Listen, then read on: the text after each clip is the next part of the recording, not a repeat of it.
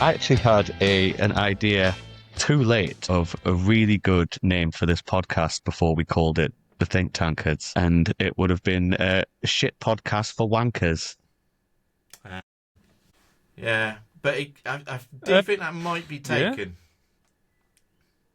Is it? by David Well, it's Freddie Williams. Quinn's golf podcast, isn't it? Is it? Shit podcast for wankers. No. And also, the word gullible isn't in the dictionary. I'm just going to check to see if it's taken. It is not taken. Yeah, it'd also No. be impossible to kind of mark it on any platform. It wouldn't work. Yeah. It's You can use hard enough. emojis.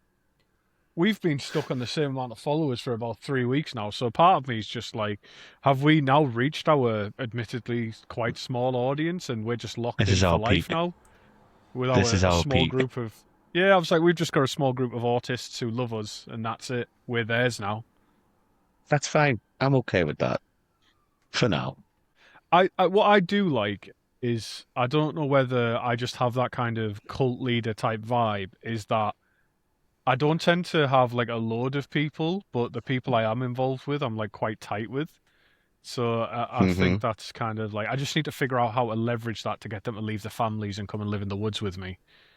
Yeah. But we'll get there. Yeah. We'll get there. We will get there, yeah. Yeah, give it another You need to couple live of in the weeks. woods first. I'll back onto the woods, He so I'm lives in the almost there. sticks, doesn't he? I am out in the countryside, so yeah, I am out in the countryside. How's everyone's week been? How are we doing? Yeah, it's been good. We've had the 1 year celebrations of the Kenny Funts stretched over a whole weekend, of which Nathan was partially there for. Mhm. I mean, he was physically there at both, but emotionally not quite. Some of us celebrated too much on the Friday and Yes. died. I left this plane and went elsewhere. And then by the time Sunday came along, I was just a shell of my former self. I didn't actually want to talk to anyone.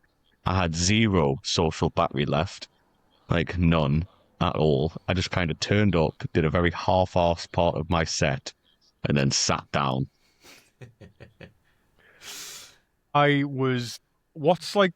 It's like, it is Schadenfreude, but it's also kind of like the opposite of living vicariously through. What's the opposite of vicarious? Because I was living in shame through you. I was reveling. Like, Having been in that second-hand position embarrassment. myself. Yeah, well, kind of, but like, in a way that, like, you know how when you were a teenager and you kind of get butterflies when you saw someone you fancied? I kind of got shame butterflies that made me really happy thinking about what you'd been doing. Right. Yeah. I just don't, and this is how good of a weekend Nathan had. As a fan of etymology and language and words, I don't have the lexicon to describe how I feel about hearing Nathan's antics over the weekend. It just made me kick my legs up like a little girl. It was fantastic. Yeah. But it's Luckily, only I because wasn't- I've been in that position so many times that I was like, it's not me.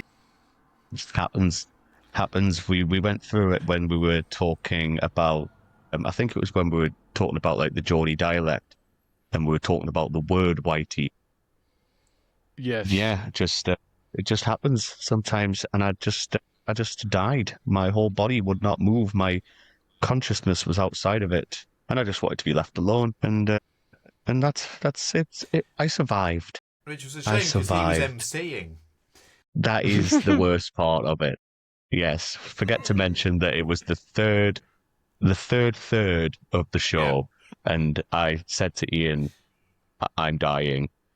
And then Ian had to leave, and Yeah, I then said, someone else came "Ta-ra." over. Yeah, and then someone else came over. I said, you will have to fill in. I can't move. And then that was that. Yeah, to this day, I don't know who actually finished off the hosting duties. Wasn't it the new guy, Oscar Alex. Oscar? Damn, Alex, I yeah. named him. No. Well, he was originally filling in for Nat Young, who pulled out due to exhaustion, because she was at the gig that Martin and I had done the previous night. Mhm. She exerted herself terribly in that gig, but she Yeah, so ultimately she didn't attend, and it's just like, hey, young Alex, you've been pestering us for a slot. So seemingly by the end of it, not only did he get the slot, he seemingly hosted and then joined our group. I So don't think he did host. I don't think he did anything to do with that. I think okay, David took over once, okay, and then Scott took over to introduce David. right. And yeah, yeah, they were just Well, taking it in turns. They were just having a good time. Dara O'Brien used to introduce himself for his comedy shows, so David could Yeah, have done that, which Okay. he could would have have been done. interesting. Yeah, he's just So for those of us who are just joining us, it was well. First of all, welcome back to Tankards. This is a podcast where two stand-up comedians, myself, teach each other new topics, and today we're going to talk about renowned wrestler and interesting fella Hulk Hogan. But before we get there was a couple of comedy shows over the weekend that Nathan and Ian were at. You heard that Nathan had a. If you've ever seen The In-Betweeners, where Will takes drugs for the first time and goes up on yeah. stage and he's like, I don't want to alarm anyone, but I think I might be dead. That's what it was So like. Nathan was the host for this show and got a little bit too. He had a bit too much silly goose juice, as well as some other things, and failed the third part of the night. But then the fun never stops because he was back on stage. This was happened on the Friday. He was back on stage on the Sunday with a lot of Mhm. the same people he then had to face from the Friday. And Yeah. because I don't do stand-up comedy anymore, I like research and writing and all that good shit. So I'm loving this. I'm loving. Although I will take a quick detour to say in a group full of comedians, my comments about my gig to 11 to 16-year-olds seemed to be taken awfully seriously, which I couldn't say anything past that because they were treating it as dead serious. So I just ignored them. I did a charity speaking engagement. That's what it's a charity it's called Altitude. It's a charity for getting underprivileged kids in the Northeast into technology and stuff. So like right up my alley. And I did a talk about my background and how I got into it, blah, blah, blah, blah, blah. So then I'd said to the group, like, oh, I did a gig at 9 o'clock this morning. Just some of my jokes went down like a lead balloon, and they treated it dead serious. I was just like, oh, shit. So bit by bit, here we go. This is for the video listeners. Bit by bit, we're going to map out Nathan's house, and then we're going to rob him of his Pokemon cards. Hmm. Yeah, that's So, right. yeah, They're all interesting. my records. My records are behind me. Uh, Yes, And and a my and dog. a cat We'll steal cat. his dog. and a dog. A cat Dog. and a dog. Yeah, they get on Dogs and cats living swimmingly. together. That's his I time. know. So, yeah, that is kind of the weekend. The weekend roundup. Hmm. Basically, yeah. Yeah.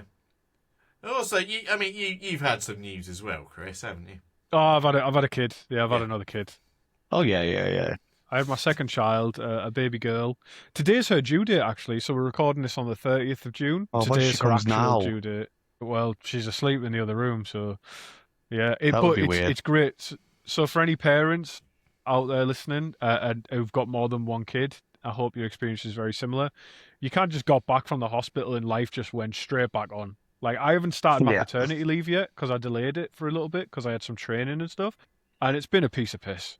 Like it's been fantastic. It helps that my firstborn, she's a little bit older, and she is very excited and has been nothing but a massive help. So it's like having three people to look after the kid instead. It's great, Yeah. and the dog's great with her as well. But yeah, it's amazing. Our little family unit is complete because my wife said, and I quote, "Either get the snip or I'll snip it for you." So Oh, that could be a live Think Tankards thing. Oh yeah, live vasectomy. yeah, this was really funny. So my wife had a TENS machine for pain relief during labor, and she loved it. And she went to get an epidural, and they said, "Oh, can you take the TENS machine off?" So I was like, "All right, okay." And like they were stood there, scrubbed up with the needles, and I was like, "Oh shit, okay, yeah, yeah." So I went to grab it. Didn't think I grabbed the TENS machine with my bare hand.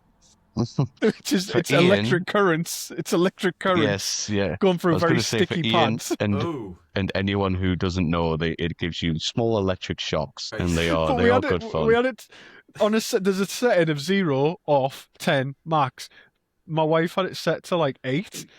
So there's two doctors stood there like that, like because there's two people. There's an anaesthetist and there's the other anaesthetist, and there's the midwife. Then there's my wife. Then there's me. But I grabbed the TENS machine on the sticky pad. It stuck to my hands, and I started screaming. I was like, fuck! And I was trying to get it off, but because it was on both of my hands, because I'd grabbed them both at the same time, it was like my hands were like stuck like that with the TENS machine in them. So my hands was getting shocked to fuck. Meanwhile, the doctors are like laughing and like they're laughing and shaking the needles because they're laughing so much while I'm like dancing around. And it wasn't until like I yanked and pulled the cables. Oh, they were fucking. Wow. It was like the good thing was though, like my wife was in like obviously quite a bit of pain, heaving out That an is good. 8-pound child. So she just started laughing, and then she was like, "You're going to need to keep hurting yourself. It helps with the pain." I was like, I did meatloaf. I was like, "I'll do anything for love, but I won't do that." Well, in fact, what I said is no fucking chance. Right. Which is So, fair. yeah. That's the radio edit. Yeah, it's been a lovely week. It's been idyllic, but I am very, very tired. I am, but that comes with the territory. It is what it is. And yeah, so I am very excited to talk about this guy today because, and I say this every time we bring up someone on the podcast, boy, I hope this doesn't ruin my memories of this person. Right. Okay. So, well, it's me to do this episode. There was an Ian episode. So, actually, we haven't It actually isn't Ian introduced ourselves. Technically. Oh my god, 14 episodes. Sorry, I'm Chris. I'm Ian. Oh, I'm Nathan, by the way. And Yeah, sorry. that's all right. Totally forgot. And it is an Ian episode. Sorry, Ian, take it away. Rightio. So obviously, as a man of great breeding and everything, I'm a big fan of professional wrestling. So it falls upon me to ask to what extent my co-hosts are familiar with the Graps. So I'll start with Nathan. I used to watch a lot of wrestling, like a lot. I used to watch it a lot as a kid through the Attitude Era, watching WCW before that as well. Played a lot of the video games, was pretty much a master at nearly every single wrestling video game that has come out, apart from recently. Haven't got too into it. When did I stop? I think I stopped once the Undertaker's undefeated WrestleMania streak was finally defeated. Oh. I was like, yeah, that's enough for me. I am done. That's the end of that chapter. I still watch clips every now and again, do still follow certain things, like certain people who are still in the game. My favorite wrestler, can you have a guess who my favorite wrestler could be? Chris Benoit. Scotty Too Hotty. Not Chris Benoit or Scotty Too Hotty, but it is It's Chris Jericho. Oh, okay. I love Y2J. He's the boy. Winning both titles in one night is one of the greatest pieces of wrestling history to ever happen, in my personal opinion, apart from two of my favorite wrestling moments, which are the introduction of the Shockmaster.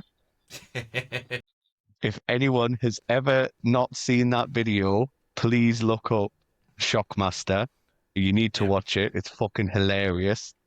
Is that where you've got two fingers in and then all of a sudden you just pop? No, unfortunately not. It's worse than that. It's basically just this fucking dude in like a stormtrooper helmet full of glitter who was put on at the last second. They needed someone like at the last minute, so they brought this fucking guy in with this helmet. And he's supposed to be acting all badass, and he comes in and just falls through the screen, and his helmet comes off, and it's so fucking funny. And also when Titus O'Neil accidentally slides under the ring is because he's so oily, he falls over running in and slides directly under. Those are my two favorite wrestling moments. So I am a wrestling fan, was a wrestling fan, still appreciate the heart. Good stuff. Chris? As a kid, my uncle Matt was massive into wrestling. Like him and his friends were that. In fact, they would have been like, well, he's dead now, but he would have been like around your age, Ian. Wake up call. Sorry, mate. Okay, thank you. Rip in peace. I am seeing for GP. Yeah, good. Yeah, so him and his Ready friends for were the like Shockmaster. The Shockmaster. Bend over and cough. The doctor will be in soon. Yeah, no, him and his friends were like huge into it. So like they'd wrestle and I'd watch because I was a little bit younger.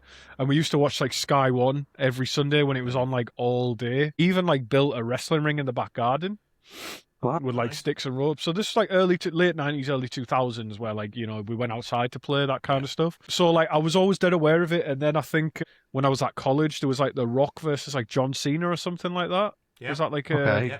Yeah. that was like the last wrestling match I watched because we stayed up like 3 o'clock in the morning to watch it. But my actual experience with wrestling over the past 20 years or so has been through grappling and MMA and stuff where I'd actually Okay. I used to do like dedicated wrestling classes for like Olympic wrestling. And being a bigger guy with like a lower center of gravity, wrestling's always been something that I've done better than like the Brazilian Jiu-Jitsu or than like stand-up striking. So actual wrestling is one of my favorite sports to do. I still dabble and I'm currently heading back that way because I've been going to the gym a lot more recently. So I'm kind of like, oh, now like I said, my little girl's getting to the age now where I want her to do a martial art. So MMA naturally that would involve wrestling. So that's my involvement with it. Okay, nice. So I would love kind to of like wrestle you, Chris. si- I'd love to wrestle you. It'd be like I'd be me and you. It'd be like Big Bob in Fight Club. It would, yeah. Yeah, just Meatloaf reference again. Like yeah. Oh Meatloaf's come yeah, in twice. yeah. His name was Robert Paulson. It's just me smothering you in my tits. I'd love that.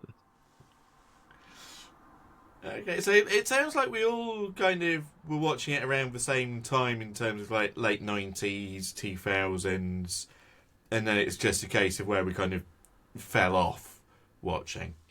Last one. I used to have an amazing hoodie when I was at university that said WWF, and it was a panda hitting another panda with a steel chair, Yes. and Yeah, it was that's a the classic. best thing I've ever owned. So it's a good image, definitely. Yeah. So for my part, again, I was watching around the late 90s and through the 2000s. I actually got into it through video games hmm rather than the other way around. So I've said on the podcast previously, me and my brother, big diehard Nintendo fans.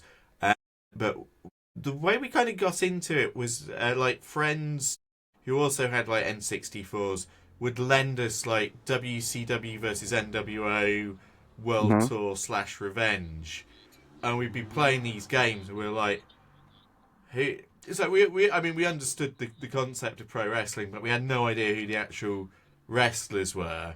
So I started watching because the only WCW available to us was like a Channel 5 highlights package called Worldwide. Yeah. So I got a few of those people in there.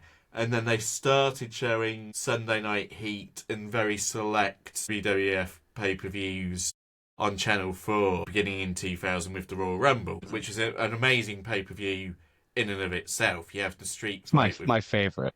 Cactus Jack and Triple H. You've got quite a fun Rumble, like with Too Cool and Rikishi dancing before Rikishi knocks his two dancing idiot friends out of the ring.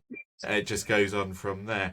And it has a beauty contest, of which there is a joke winner, which again got Channel 4 to immediately regret the partnership that they got into with Who won it again? Mae Young. Mae Young, the old lady, yes. Yes, Yes. that's right. Didn't she give birth to a hand or In a a head? different event, yes, that is what Yes. she did. With Was Mark it Henry. Mark Henry, yes. Yes. That's right. That's right. Wrestling is serious business. Yes, so for those of you who haven't been bitten by the pro wrestling bug, wrestling is inherently ridiculous. I mean, it's kind of moved away from it slightly more nowadays. Nathan's favourite Chris Jericho is still wrestling today in the promotion AEW, which is the alternative wrestling company for those of us who, like me, can't actually stand WWE nowadays. So I've been down to watch the big shows that they've put on in Wembley Stadium the past few years. I'm going back again end of August. Screw Edinburgh. I want to see the Graps. So Sorry, is that because you're not invited to the Edinburgh Fringe I Festival? may not have Or is- qualified for the competition we talked about previously. You don't need to qualify the competition. You could also just be invited to perform. Yeah, there is that, but then I didn't feel the need to join the kind of easy gateway. Oh, Oh, hark! It's Martin Hunter. So anyway, he's not 47. performing. He's not. He's not there. I'm just talking about I'm talking about. shortcuts. Well, congratulations. Thanks. I just want to get it out there. If you can get the time off work, obviously. I've got it off. I'll call in sick anyway. No, don't listen to this shit. So, what makes pro wrestling a viable thing in the hinterland today, nowadays, is the fact that it became so mainstream in the 1980s. And whilst pro wrestling has always been a part of the Americana carnival tradition, not to say it isn't in Britain, but at a much smaller scale, pro wrestling in its original territory system was prevalent across the United States. So it's always been a thing, but it is arguably in the 1980s when all the territories started to coalesce, got taken over by one specific promotion, which is now today known as World Wrestling Entertainment, or the WWE, formerly the World Wrestling Federation, WWF, before, as Nathan has alluded to, Chris has alluded to, the Panda people kicked its arse. Yeah. One of the few lawsuits that the WWE has actually lost. They're quite good at the old litigation for the detriment of society. But Which is surprising for the amount of lawsuits that Vince McMahon has most likely been through in his time. It's too long to talk about his crimes and his back catalogue of evil. We will touch upon Vince McMahon and crimes and trials because it does play into our subject matter today. But the figure, the kind of galvanizing figure, because obviously it's one thing for all these wrestling companies to come together at some point, but they needed a central figure to really drive the interest and drive the audiences to make it a viable proposition. So whilst Vince McMahon Jr. was the proprietor of the World Wrestling Federation who created WrestleMania and, made the WWE into what it is today, it had to focus around a star. And that star is someone you will have heard of, even if you're not a wrestling fan. And that man's name is Hulk Hogan. And we're going to... The clown. I'm afraid not. He came later. So let's get into who Hulk Hogan really was, for better or worse, because we will find out things about him. I will say, Chris, were you being utterly sincere at the beginning, saying you're worried about what this episode might unearth? Or are you fully aware he's not necessarily the greatest guy? I am not aware at all. I have purposefully... Well, I didn't even know anything about it until you mentioned it a few weeks ago when you said you were thinking about doing this. Right. And I've purposely, because of that, I'm very good at keeping myself spoiler-free. Good.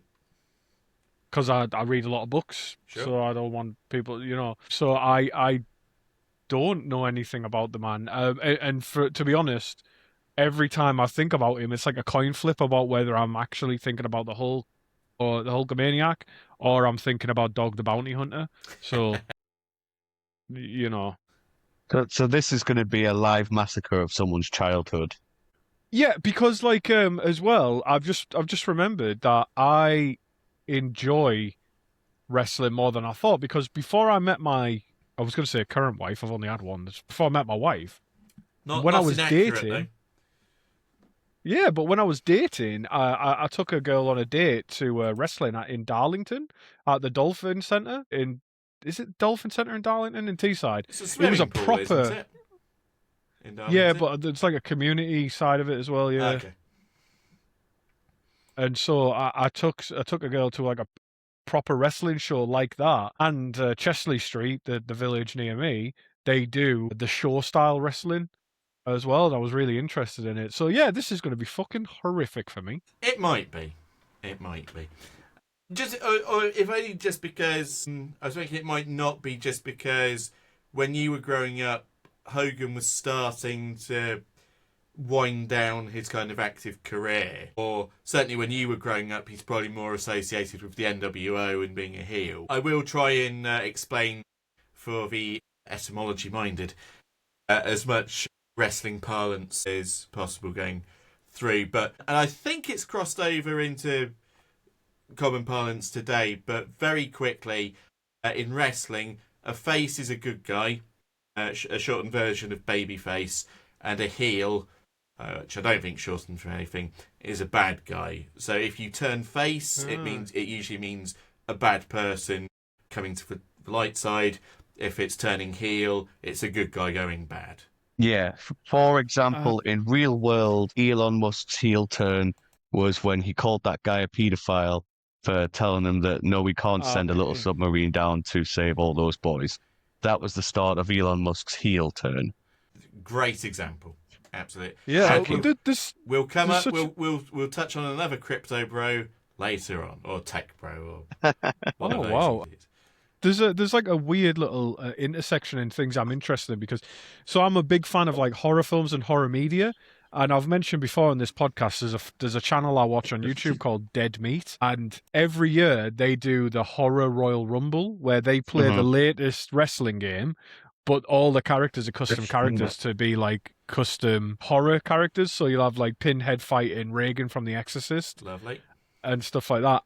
But I did know about heel because there's another channel I follow called 616 Entertainment. And that guy is a massive, massive wrestling fan, but he covers horror films. So he's got like a 6-hour video on the Halloween franchise, a 6-hour video on like the Nightmare on Elm Street. Sure. So I watch it for the horror content, but he always throws in like wrestling analogies and talks about wrestlers. So I've got like this little like osmosis knowledge of wrestling as well. I mean, I do want to start getting into the subject matter sooner rather than later, but were you aware that Chucky has appeared on WCW programming? No, but I'm not surprised. Yeah. As has RoboCop and Jay Leno. You know, serious business. The worst characters in horror. Anyway, so that's a gross misreading of RoboCop there. But anyway. So let's get into Hulk Hogan. He was born Terry Jean Bollea in August 1953 in Atlanta, Georgia, but he moved to where he is more synonymous, that is Tampa in Florida, aged 18 months. Yes, Hulk Hogan, very much a Florida man. And yeah, we were all thinking it. Yeah. He was the son of a construction foreman called Peter Bollea and a homemaker and dance teacher, Ruth, both of whom had slightly different names, but there we go. And he had one older brother named Alan, who died in 1986 at the height of his brother's fame, at the age of 38 from a drug overdose. So that's mightily unfortunate. He played baseball and bass guitar in his teens, and like Chris, he started getting into wrestling, aged 16. Now, a lot of the early days of Hogan's career, I'm going to have to take it with a pinch of salt, because as we will get to later on, Hulk Hogan is a massive liar, and we'll get into some of the more entertaining of his lies towards the end, because, again, Chris, I'll have to give you a warning up front. There are some dark turns in this episode. So is he a rapist? I will have to inject a bit of humour towards the end with regards to some of the tallest tales that Hulk Hogan has ever told. And they are genuinely right, funny. let's just get this rapist. Let's just get this out the way up front. Is he a diddler? No, there are perhaps rumours that he had an unhealthy obsession with his own teenage daughter, but then that's just because he has a lot of... There's such a Venn diagram between him and Vince McMahon. It's really odd. What is it with elderly, blonde, American, powerful men and their teenage daughters? Trump will also feature in this as well. Anyway, he will. Yes. Oh yeah, he was in wrestling, wasn't he? He was very much. He actually, his Trump Casino venue, I believe, was the site of WrestleManias. Off the top of my head, I'm going to say like 5 and 6, but he definitely hosted a couple of WrestleManias at his casinos, and then he featured years later in a hair versus hair match with Vince, where they had 2 proxies doing the actual wrestling for them. But that was a good 25 years later. So Hogan got connected through a legendary tag team called Jack and Gerald Briscoe, who saw him wrestling and or playing the bass, and connected him with a man called Hiro Matsuda, the first ethnically Japanese wrestler to win a National Wrestling Alliance, NWA, World Singles title. Not to be confused with the other NWA. The National Wrestling Alliance was basically the governing body of all of the territories. And whilst they did have attitude, very few of them, certainly back at that time, were African American. So, yes, so he started his training in the end of the 60s, beginning of the 70s. Apparently, Matsuda broke Hogan's leg in his first training session to prove that wrestling is a serious business. But that could also be a lie. So, having his leg broken didn't actually deter Hogan, so he continued to train, and initially, when getting into his first few professional matches, he donned a mask and assumed the persona of the Super Destroyer. And then, after a brief career hiatus, he wrestled for the Alabama-based promotion Gulf Coast Championship Wrestling in 1978. Then the Memphis-based promotion Continental Wrestling Association in 1979. He formed a tag team with Ed Leslie, and they were known as the Boulder Brothers. So he went professionally by the name Terry Boulder, with his brother Ed Boulder. And that was his kind of gig through to 1979. And then he had 2 name changes for 2 different territories who used him the closing end of the 70s, beginning of the 80s, aka when it all goes to shit in Boogie Nights. So for yeah. Sorry, question: why is it like that wrestling is so big in America? Like, what is it? Is it just the theatrics? Like, is it just like a cultural thing, or lack of education? like, It's so American. I think moreover, it's so if we're gonna compare it directly to Britain, say, so again, as I said previous, there is British wrestling, but it is kind of restricted to like fairgrounds and circuses. So, for example, you'll know Stephen/William Regal as a character. In his teenage years, he would fight in this kind of environment in Blackpool, where basically it was a kind of invite anyone into the ring and see if they could last like a few rounds. Not unlike Spider-Man taking on Bonesaw / Macho Man Randy Savage, but in this case, what they do in Britain is because, and this is the carny nature of it, so it's rigged against the public from the beginning, is as they were stepping through the rings, so their heads down as they're guarding it, the wrestler will immediately knee them in the head. And like from there, you know, it's pretty much game over for whoever's stepping in. So it's that kind of scuzzy, lowbrow kind of thing that would be associated with circuses. In America, yes, the circus tradition, but also the kind of rodeo tradition, the kind of outdoor festival tradition. And what would get people coming back to the shows is that whilst you'd have your kind of repertory theatre group of local wrestlers, your local star, your local hero, you'd also have like visiting stars from other territories come across to challenge for the title or just set up programs, and that would be a good way of keeping people coming back for more. So it was a more regular form of entertainment in America to rival, your kind of big sports in your American football, basketball, baseball. I mean, my favourite's ice hockey, but that isn't quite as accessible because you need a giant hall that can, maintain ice. Yeah. So, yeah. They do have the better jerseys, though. So... True. Oh, absolutely. I've been wearing mine in this current weather. It's a necessity, especially when you perform comedy in a jacket.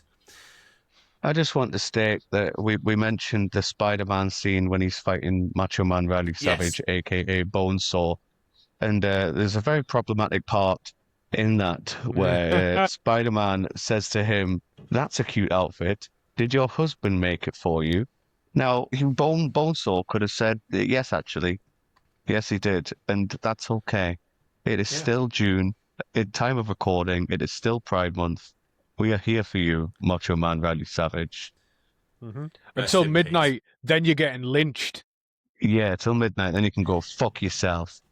We're all reform after that. More on Macho Man Randy Savage later.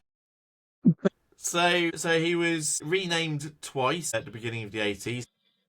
For Georgia Championship Wrestling, he went by the name Sterling Golden, in which his opponents were a very young Bret Hart, Andre the Giant, and Stan Hansen, who was a big brawling American man who largely plied his trade in Japan. And then the other company that he worked for was the Worldwide Wrestling Federation, the WWF, which would become the WWF, as Hulk Hogan, which was technically based in the New York region, but his kind of area primarily was Pennsylvania, which, not a million miles away. And Hulk Hogan won most all of his matches because he was a well-pushed babyface wrestler. And now this is under Vince McMahon Sr., because the Vince McMahon we know and hate is Vince McMahon Jr. He ostensibly inherited the WWF from Vince Sr. in 1982 or 3 and did so having grown up actually away from Vince Sr. He grew up in like a trailer park in North Carolina, whereas his dad, who's like estranged from his mum, is running this very successful wrestling promotion in the New York region. So before the two McMahons kind of reconcile and Vince Jr. takes over, Hogan is wrestling, and it gets to be exclusively for Vince Sr. And as I say, he does very well for himself. He goes on a winning streak. He's winning 2-on-1 handicap matches. He's beating the then WWF champion Bob Backlund, but by count out, so that the title doesn't change hands. And then in May and June 1980, he goes on his first excursion to New Japan, where, again, he'd mostly win. He'd only start losing when he'd take on, again, Andre the Giant, because he was very much a featured star in the late 70s, early 80s, through the 80s, but his kind of prime when he was breaking on through was the late 70s. And so, just to say though, very, very quickly, just to say that the terminology does change throughout the years, and they don't call them handicap matches anymore. They're now called differently abled matches. Yes, but in the less enlightened days, It's a good one. a handicap match would mean multiple people versus a singular person. One guy in a wheelchair. I would watch the Paralympics UWE. That would be that being said, absolutely though, great. right? If you ever wonder, kind of like, like, well, no, not to wonder, but if you ever want to see something really inspiring, this isn't really even a joke. Watch. There's a guy who's only got like one arm who does Brazilian jiu-jitsu, and he's like a brown belt now, and legitimately, those nubs are fucking lethal. Like Well, I've seen him. Like I've watched. Like legitimately. Like this guy. He is legitimately tapping people like fucking three times his size because he just he's learned to work with his body in the way that it is in such a way that he's overcome anything else. Like and so like I've seen this Brazilian jiu-jitsu is a guy with literally one arm. He's got no legs and one arm, and he's tapping out people left, right, and center. It's fucking Wow. unbelievable. Because like a lot of with like Brazilian jiu-jitsu, when you got them on the ground, is a lot of it is pressure making you feel uncomfortable. So he's legitimately like he's got his nub in like their chest bone and stuff like that, and it really fucking hurts. So one of the things you do in Brazilian jiu-jitsu, for example, is called like neon belly, and it's so uncomfortable that it makes people panic. So obviously you can't do the neon belly, but he does things like that. That yeah, sorry, it's just that the idea of like obviously people kicking shit out of someone in a wheelchair made me think of the one person you wouldn't want to do that to because he'd take you to the ground and absolutely fuck you up. yeah. Lethal Nubs is band name of the week. Yeah, good stuff. We're having a new Better than bet. segment. I will find a band name of the week through each recording. Good Lethal stuff. Nubs is the I band name of still the like week. I still like Shiny Gusset. Shiny Gusset's Or good, but that was like weeks ago. We have a new yeah, it one every was. week. Lethal Nubs. Good stuff. Sorry, Ian. Sorry, carry on. So, um, so his career went on like that through to April 1981 when he was released from the WWF by Vince Sr. Now, I'll give you a multiple choice quiz as to why Hogan might have been released by Vince McMahon Sr. Is it A, because it was his very first steroids violation? Is it B, because he accepted the role of Thunderlips in Rocky 3? Or C, did he sleep with McMahon's wife? See, All of them? gotta be Is it all of C. them? Linda McMahon. No, that's Vince Jr. again. Well, he could We're have talking done that about Vince anyway. Sr. Okay, I see anyway. C anyway. Okay. The correct answer is B. Hogan played the role of Oh. Thunderlips in Rocky 3, Yeah, he did. and Vince Sr. didn't want him to do that. He didn't see any potential, Hollywood crossover. He didn't see how it would benefit the business. So that was that. And so Hogan went on. He signed with the American Wrestling Association, the AWA, in August 1981 and continued to win all the time with them while still doing tours with New Japan Pro Wrestling. However, Vince Jr., who had arguably more vision, for better or worse, than his father, decided that actually, yes, celebrity in wrestling is crossover is great for business. So after Hogan defeated Antonio Inoki, who was kind of the Hogan of Japan, in a tournament for the original version of the International Wrestling Grand Prix Championship, or the IWGP Heavyweight Championship, which to this day is still the main belt of New Japan, he was re-signed to the WWF at the end of 1983 by Vince Jr. and after winning his return match on the 27th of December, Hogan finally won a domestic World Championship, having won all these matches, but never actually won a world title. So he was a very strong babyface. He was never made to look weak, but never actually transitioned into him being a champion of any of the territories. But Bob Backlund, who had held the belt since February 1978, lost 28 days prior to Hogan's win to the Iron Sheik. The Iron Sheik, you might know from Twitter, like Alive and Dead, whose posts were basically all in caps and in some ways said, fuck the Hulk Hogan, I break his back, make him humble. It was very entertaining back in the day. And then he died and people kept doing it, but yeah. I mean, it probably wasn't him doing it in the first place, but there we go. It was too entertaining for you to care. Anyway, No. Hogan won the WWF title on the 23rd of January 1984, and from that win, the commentator Gorilla Monsoon, not his actual name, famously declared, "Hulkamania is here." Right. Gentlemen, how would you describe Hulkamania? It makes me want to rip my shirt off Your from yellow shirt. right here. I'm not going. Yeah, my yellow shirt. I'm not going to Hulkamania. It's I don't know. It's a way of life, really, isn't it? It's been all about Hulk Hogan. It's there's everything like we're all Hulkamaniacs, really.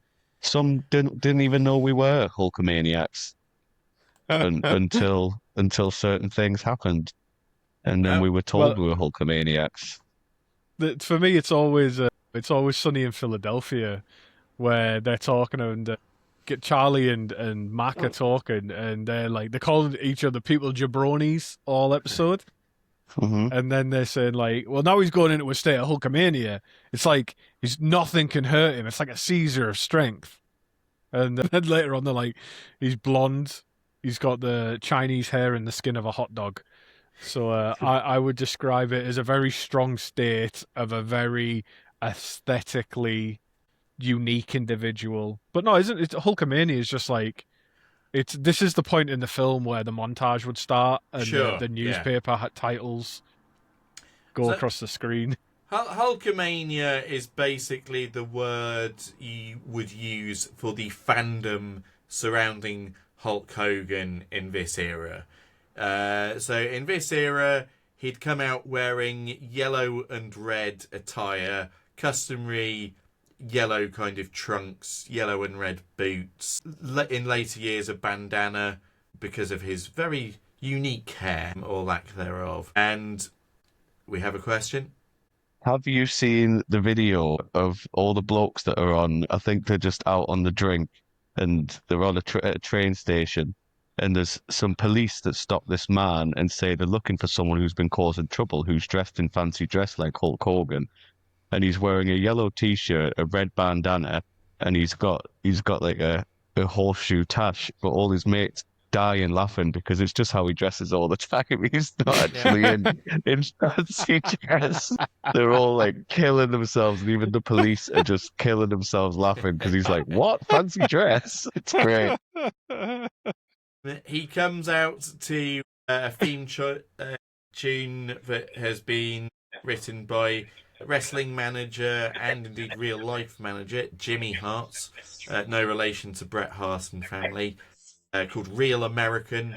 So Hulkamania is also meant to embody Americana. He has a mantra of 3 demandments, which is training, saying your prayers, and eating your vitamins, dude. And there was merchandise everywhere. WrestleMania began in 1985. He headlined all of the WrestleManias when he was employed within. And that title reign that began in January 1984 was 4 years long. Wow. So there was a typical rhythm in that Hogan would be in the ring against an opponent. He'd start off strong, and then gradually his opponent would wear him down, and it would look like to all the little Hulkamaniacs that Hulk might be defeated until just when it looks like that would happen, Hulk would then start no-selling, which is a term that means pretend that any of the hits don't actually hurt whatsoever, and he would Hulk up. He wouldn't turn green. He did actually have... There were certain words the WWF couldn't use in announcing him. So he was... Because of Marvel having like, couldn't say like copyright. incredible. Yeah. So he could never be referred to as the Incredible Hulk Hogan. So he did get referred to as the Immortal Hulk Hogan instead. And so he would Hulk up. He would start shaking because the idea would be that the love and support of all the Hulkamaniacs would be powering him up into a state of invincibility. And then after that, I bet that got caught on camera. So ultimately, He would then knock them backwards with a few punches, big boot them down to the canvas, and then do his signature leg drop across their windpipe and pin them for the 1, 2, 3. Now, it's kind of impressive, particularly with large opponents. I mentioned Andre the Giant. They very famously had a main event at WrestleMania 3 where Andre the Giant was legitimately over 7 foot and he was getting older. He wasn't really losing weight. It was around the time that Andre the Giant was making the Princess Bride. So that's a fair idea of what kind of physical shape he was in at the time. But Hogan was able to body slam Andre the Giant. It was said, wow, this is the first time it's ever happened. It hadn't, but you were allowed to lie back in those days because there was no internet. And then, obviously, you're not going to pick a guy like him up again, so you drop the leg across his neck, you win, you retain your title. Now, if you've ever actually attempted a leg drop, never try any wrestling move at home, folks. But if you've ever landed in a seated position, it fucks up your tailbone something horrid. And Hogan was doing this every night for his career for like most of the 80s and a lot of the 90s. So he has in later interviews regretted that was his finisher because it would make sense given his jacked up arms, which he refers to as his 68-inch pythons or whatever. And he said, I should have just done like a headlock or something like that instead. But there you go. He would ultimately lose the title again in a cheaty fashion because Hogan almost never lost clean, especially at this stage. He had something called creative control, meaning that he would have a say on exactly how his matches went and what the finishes were. And it wasn't so much a problem in WWF because Vince was behind it anyway. In WCW, it was absolutely killer, but we'll get into that. So in February 1988, Hogan lost the title when Andre the Giant beat him with a pinfall victory despite Hogan raising his left shoulder before the count of 2 could be reached. It was revealed post-match that the referee who worked the match was not the assigned referee Dave Hebner, but rather his twin brother Earl Hebner, who had been hired by Vermilion. Earl Hebner is a name known to wrestling fans, especially the Harts family. But Earl Hebner had been hired by the $1 Million Man Ted DiBiase to cheat Hogan out of the belt because immediately after the match, Andre then just gave the belt to DiBiase. However, WWF top brass said the title can only change hands via pin or submission. Therefore, whilst he acknowledged that Andre won, him surrendering the belt was ruled invalid, and he declared the title to be vacant, which meant at WrestleMania 4 there was a tournament to crown the next champion. And this leads to the Mega Powers storyline, in which Hulk Hogan didn't actually win it back. It was won back by his longtime rival, certainly beginning at this stage, Macho Man Randy Savage. But Hogan went out to congratulate him at the very end of the show and kept posing with him to basically hog the limelight. And the two of them formed a tag team called the Mega Powers and were successful throughout. But the problem was Savage was accompanied by his valet and real-life wife, Miss Elizabeth, and Hogan, being a bad person, did actually have kind of in storyline, there was a match in which they were tagging. Miss Elizabeth got knocked off the apron and Hogan carried her to the back, leaving Savage on his own to lose, after there'd been several kind of winks and nods that Hogan might have his eye on Miss Elizabeth. So who turns heel in this situation? Naturally Savage, and he goes on to lose his belt to Hogan in the main event of WrestleMania 5. The Mega Powers explode. Now, I'm going to dash through more of his WWF career because he'd stopped, because by this point WrestleMania 5 was 1989, so Hulkamania had been going on for a full 5 years now. So guessing potentially a little bit stale. But whilst he was still in the WWF, he shot the movie No Holds Barred during his second championship run. Hulk Hogan did movies. I don't know if you guys have seen any of them. No. Not willingly. Just to run down a few of the outside of wrestling projects he did.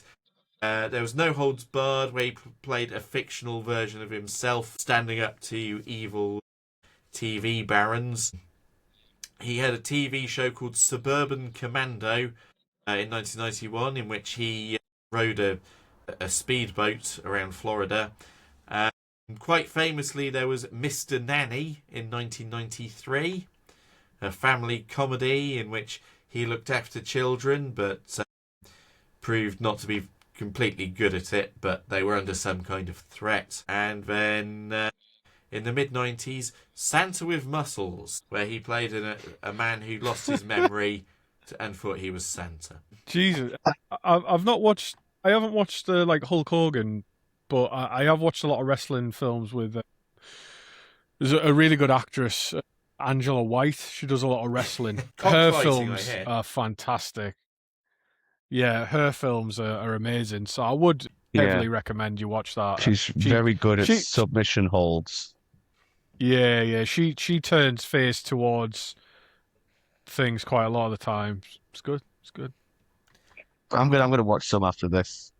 Same. Yeah, I mean, so just to be thankful that none of that was my homework for you guys. I gave you something a bit easier. So Hogan's still on top, to diminishing returns through to WrestleMania 8 in 1992, after which he takes a leave of absence because around this time there is the WWF steroid trial, because a doctor called George Zahorian was convicted by the federal prosecutors for supplying illegal anabolic steroids. And one of the pieces of information revealed during the trial was that Zahorian had supplied steroids to Vince McMahon at his office within the Titan Towers HQ of the WWF/Titan Sports, which was the larger company in Stamford, Connecticut. And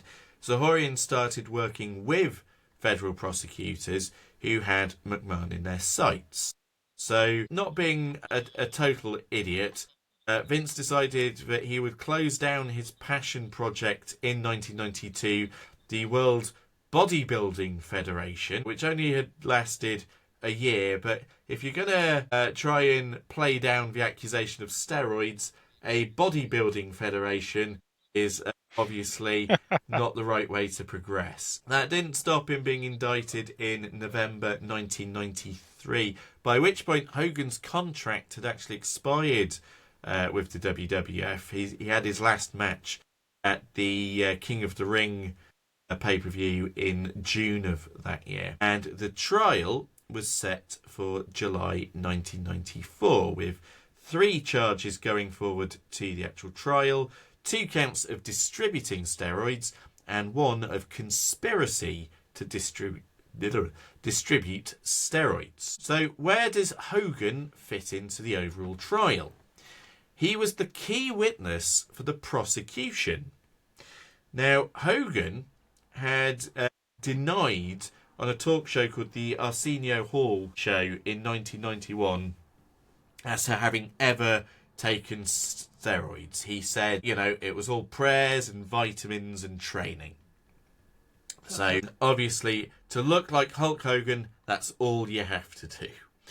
Now, dear God. Yeah, again, we'll get to the separate section of lies of Hulk Hogan later on. However, when he was actually called to give evidence under oath, he was one of 11 wrestlers who were called to testify against McMahon. Hogan kind of swerved them, another wrestling term, meaning not doing exactly what was on the script, saying that Vince had never personally given steroids to him or demanded that he took any, but admitted that he had taken steroids in his career. He downplayed the amount he'd done to try and pour as much cold water on the scandal of it as possible, but the damage had been done. His reputation of vitamins and prayers and training was undone by the fact that he had said under oath, yes, I have obviously taken steroids. So that had not helped his image. That being said, whilst he was technically giving evidence against Vince, that bit of evidence was one of the nails in the coffin of the prosecution. The other nails being an actual wrestler called Nails, who not only stated that Vince had taken him to take steroids, but he also admitted that he hated Vince's guts and he'd been fired after physically assaulting him. So the credibility of the prosecution was basically shot. The judge immediately ruled out 2 of the charges, and of the final charge, which was conspiracy to distribute steroids, the jury found McMahon not guilty. So Zahorian, the doctor, then went to prison for 3 years based upon his original sentencing. Vince resumed control of the WWF after it had been placed in the hands of his wife Linda, who is now the Secretary of State for Education in Trump's America, because why not? Hogan, no longer employed by Vince, had basically saved him from prison due to his testimony, but was now no longer working for him. And WWF swung away from pushing your known steroid-infused wrestlers like Hogan and the Ultimate Warrior, who was a very vascular man, amongst other things, and went to the slimmer, more physically athletic wrestlers of the new generation that starred the likes of Bret Hart, Shawn Michaels, and the aforementioned Doink the Clown. Finally, the steroids trial had a profound effect on young Stephanie McMahon, the daughter of Vince and Linda, who was 17 during the trial. And this manifested because years later, during WWF programming, in the immediate aftermath of the 9/11 attacks on New York, she compared the 9/11 terrorist attacks to the federal government's legal prosecution of her father. And I quote, a few years, and this was on live television, a few years ago, some people tried to destroy my family. And that's exactly how America feels right now. Because on Tuesday, America was attacked. But because America is a united nation, together we stand strong. Oh my God, it's this. Do you know what is it with American celebrities in 9/11 making them look like absolute assholes? Do you remember that Dave Chappelle's got that whole joke about Ja Rule? Let's see what Ja Rule thinks. It's like live on TV, like, Ja Rule. Dave Chappelle's like, nobody gives a fuck what Ja Rule thinks at this time. But then, do you remember, I think Mariah Carey was live on TV during 9/11. Have you seen that? No. I think she was live on telly during 9/11, and she's like lounged on the sofa like this. Unbothered. Right. And she doesn't know what to do, so she doesn't even get up. So she just stays like... I have a feeling that's because she was promoting her film, her very critically reviled film, Glitter, which had like a tie-in album at the time.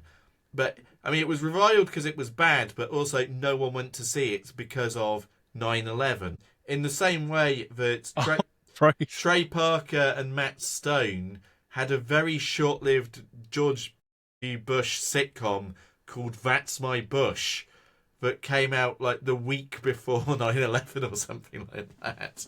So that, and in the same way that the band Drowning Pool brought their album out a week before 9/11, which had the song Let the Bodies Hit the Floor. Yeah. And that song went really big and then was suddenly not allowed to be played on radio anymore.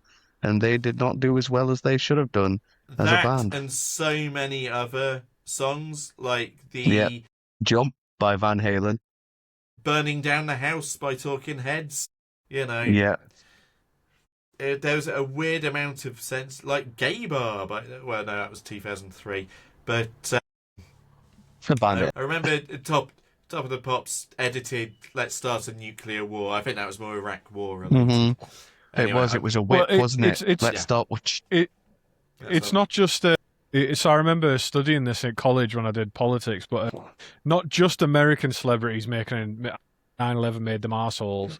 There was a civil servant called Joe Moore. I remember this. Who, yeah, within half an hour of like the second plane hitting the tower, she sent an email to everyone in the transport secretary's office saying now was a very good time to get any bad news out because it'll get buried. Yeah.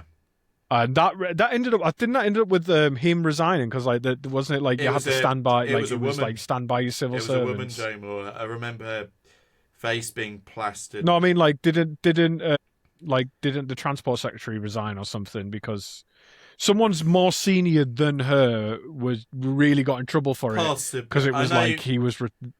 They were responsible for her. She was made equally as culpable. I remember her being like partially the face of it because again they don't like seeing women succeed, even women with very dubious morals as to how to use a tragedy for political ends. But we all have our own 9/11 now. You always say like that is my 9/11. My 9/11 was on Friday. That was my 9/11. All right, Stefan. Did Israel do that as well? Nathan woke up on Saturday. Was like Netanyahu. Yeah, you did it again. There's a tenuous connection to Belgium for Nathan's thing, but oh, was the ambassador there? Oh, he gave me the salvia. Was it him? It was a political act. It was chemical warfare. So for anybody who doesn't know, for anyone who doesn't know, which would be everybody, there is a guy on the comedy scene who we lovingly call the Belgian ambassador because he's a character comic and he's a fucking Fruit Loop in the best way. He listens. He's fantastic. I loved his jokes. Like one of the first jokes I ever heard was from him he was talking about the king having prostate cancer, and he said, "I always knew he didn't have the arse for the job." It's just but I loved him from then. Yeah, that was good. Other people had their doubts, not me. I loved it. I always rate him. I think he's great. Even after Friday. Yeah, fuck him. Fuck you. Anyway, right, it's nearly 2 hours we've been recording and we still haven't got to the horrible stuff. I'm just hearing good things so far. Okay, so in June 1994, Hogan signed with WWF's only rival company in the post-territory era of World Championship Wrestling, aka WCW. Not entirely surprisingly, Hogan won the WCW title in his first match at Bash at the Beach in July 1994 from Ric Flair.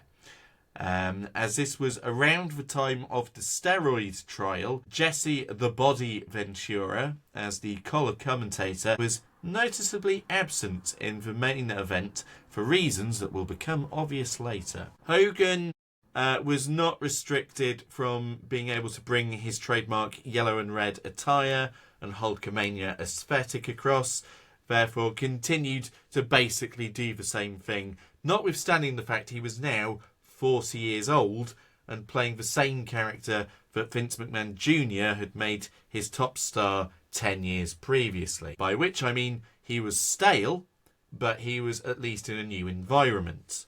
So this title run lasted for 15 months until he dropped the title to Paul the Big Show White, then wrestling as the Giant in a special match where the belt can be won via DQ, and Hogan was disqualified due to his manager Jimmy Hart twatting the referee with the title belt, then twatting Hogan himself to join the bad guy stable, thus keeping Hogan strong, having not legitimately lost the title. And that was then kept away from the title picture and reteamed with Savage, who had joined WCW, and the two of them reformed the Mega Powers by taking down everyone trying to end Hulkamania in an on-to Doomsday Cage special match, which the Mega Powers obviously won, although strangely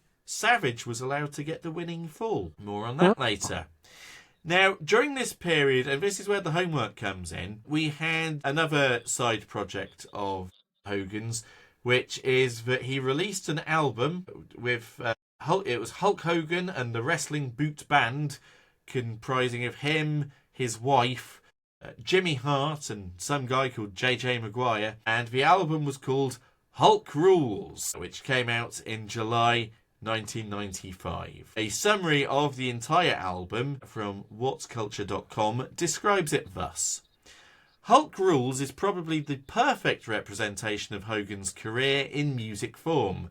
In true egomaniacal style, every track on Hulk Rules is about the Hulkster, and almost all the lyrics talk about how awesome he is. Writing that album must have been very difficult for him. As you would expect, Hulk Rules was universally mauled to death by the critics, but in true Hogan style, it got up-pointed at the naysayers, ripped the negative reviews from itself like a pre-cut yellow t-shirt, and stormed to number 12 in the Billboard Kid Albums charts.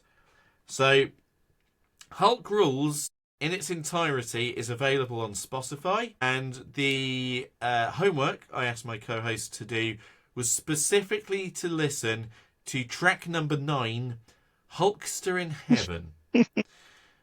Who would like to best describe Hulkster in Heaven? Chris?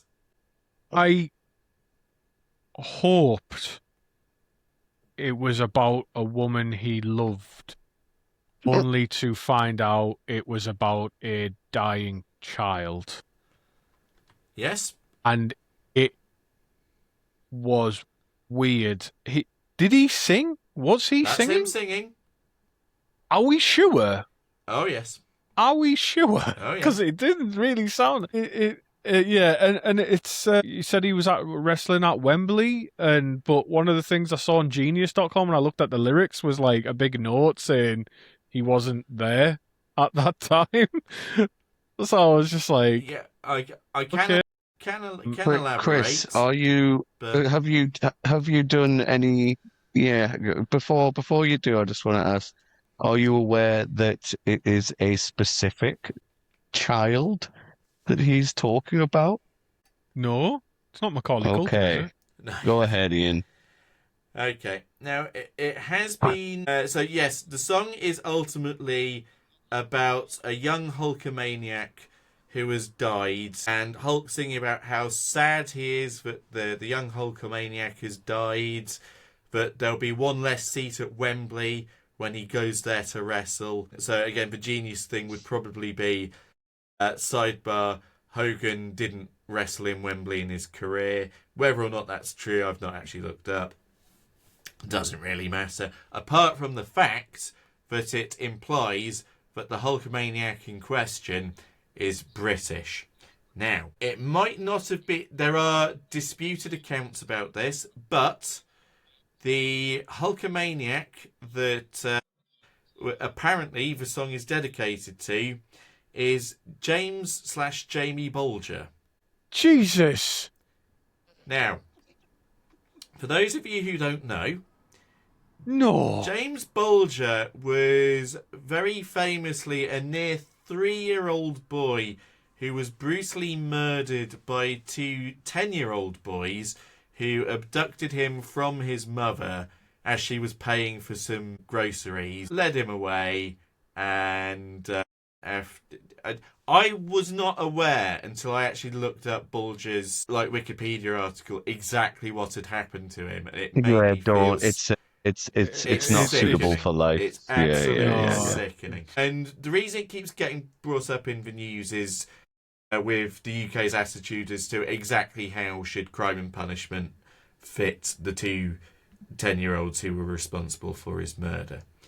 Now, putting that back into Hulkster in Heaven,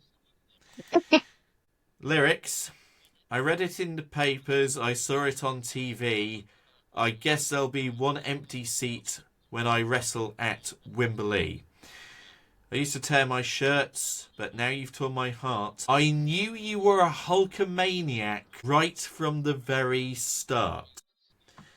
Now, this reminds me of when The Rock put that tweet out when the Queen died. And he said, like, rest in peace, Queen Elizabeth II. You would have loved Black Adam that is in Yes. cinemas now, Yeah. somehow. Yeah, I mean, the lyrics go on to say, you were my friend, nearly 3-year-old James Bulger. I'll see you again. When the Hulkster comes to heaven, well, that's not happening, we'll tag up No. again. The world's just lost another Hulkamaniac. I wish Hulk's love could bring you back again. It goes on, but yeah, if you do associate the song with James Bulger, it's not 100% definitely about him, but there has been attribution. And so the song comes out in 95, Bulger was murdered in 93. So it is possible that it reached the Hulk's conscious somehow. But yeah, so by all means, go listen to Hulk Rules on Spotify. And there's other songs like I Want to Be a Hulkamaniac, Hulkster's in the House, Hulkster's Back, Hulk's the One, Hulk Rules, Beach Patrol. Lots of various deep tracks out there. Also, it's worth putting out there that he also does a cover of Do You Want to Be in My Gang, or Leader of the Gang, whatever it's Yes. called, by prolific paedophile Jesus. Gary Glitter.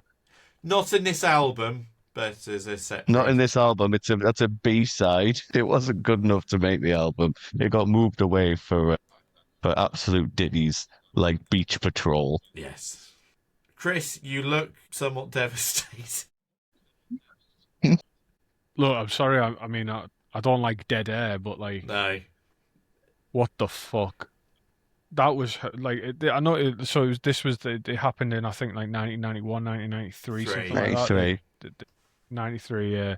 And it was horrific, and it's still very much in the public consciousness. So just to making it all about you is just fucking despicable. Yeah. Textbook God. narcissism, like. Yeah. Yeah. Good lord. So Okay. let's Can I- skip happily on to the NWO, because after some time away to film Santa with Muscles, Hogan returned at the Bash at the Beach pay-per-view in 1996 during the main event, in which the outsiders of Scott Hall and Kevin Nash, who had newly departed WWF and were threatening to bring down the WCW from within, were part of a 6-person tag team match against WCW royalty Sting, Lex Luger, and Randy Savage. But their partner was missing. So Hogan comes down, and when you think he's going to back the other WCW guys, he turns heel for the first time in 15 years, since before he was working for Vince McMahon Sr., and the New World Order was born, which was a heel stable which stacked the deck against the good guys of WCW with the backing of WCW Executive Vice President Eric Bischoff. They had a biased NWO referee and an ever-growing membership that would constantly interfere in matches, including Randy Savage. Hogan won the WC title at the very next pay-per-view and was now the man to beat, having dyed his facial hair black, apart from keeping his handlebar moustache blonde. He swapped out the yellow and red colour scheme for black and white, and rechristened himself Hollywood Hulk Hogan, to more easily demarcate him as being a heel. And try as they might, the combined forces of WCW could not overcome the NWO, with any losses Hogan saw being DQ, largely from interference, or matches where the title wasn't on the line. Sting, who had felt rejected by the WCW fans for thinking himself capable of joining the NWO, withdrew from active wrestling, became the Crow of comics fiction and movie fame. And for those of you who don't know, there's just one Crow movie. Just one. Yeah, there is just the one. Yeah. Just one. And Yeah, he would if no watch... one died during the making of it, it doesn't exist. all right. We've got more darkness to come. Let's at least keep it on topic. He'd watch from the stadium rafters, sometimes interfering by way of a rappelling line, which would see him kind of float down from the ceiling to the ring to involve himself in lopsided beatdowns that the NWO would regularly give WCW talent. This would go on for 15 months, with Hogan holding the title throughout, apart from a 4-day period where Lex Luger beat him for the title, only to lose it straight back again to Hogan. So the clear collision course was Sting versus Hogan for the title, which would ultimately happen at Starrcade 1997 in November. And whilst Sting did walk out the champion, the circumstances were highly controversial. More on that later. The invincibility of the NWO was dispelled after 16 months with the title loss. The focus shifted to how unwieldy the group had become, with Nash and Savage increasingly noticing art imitating life, with Hogan looking out for himself rather than the stable.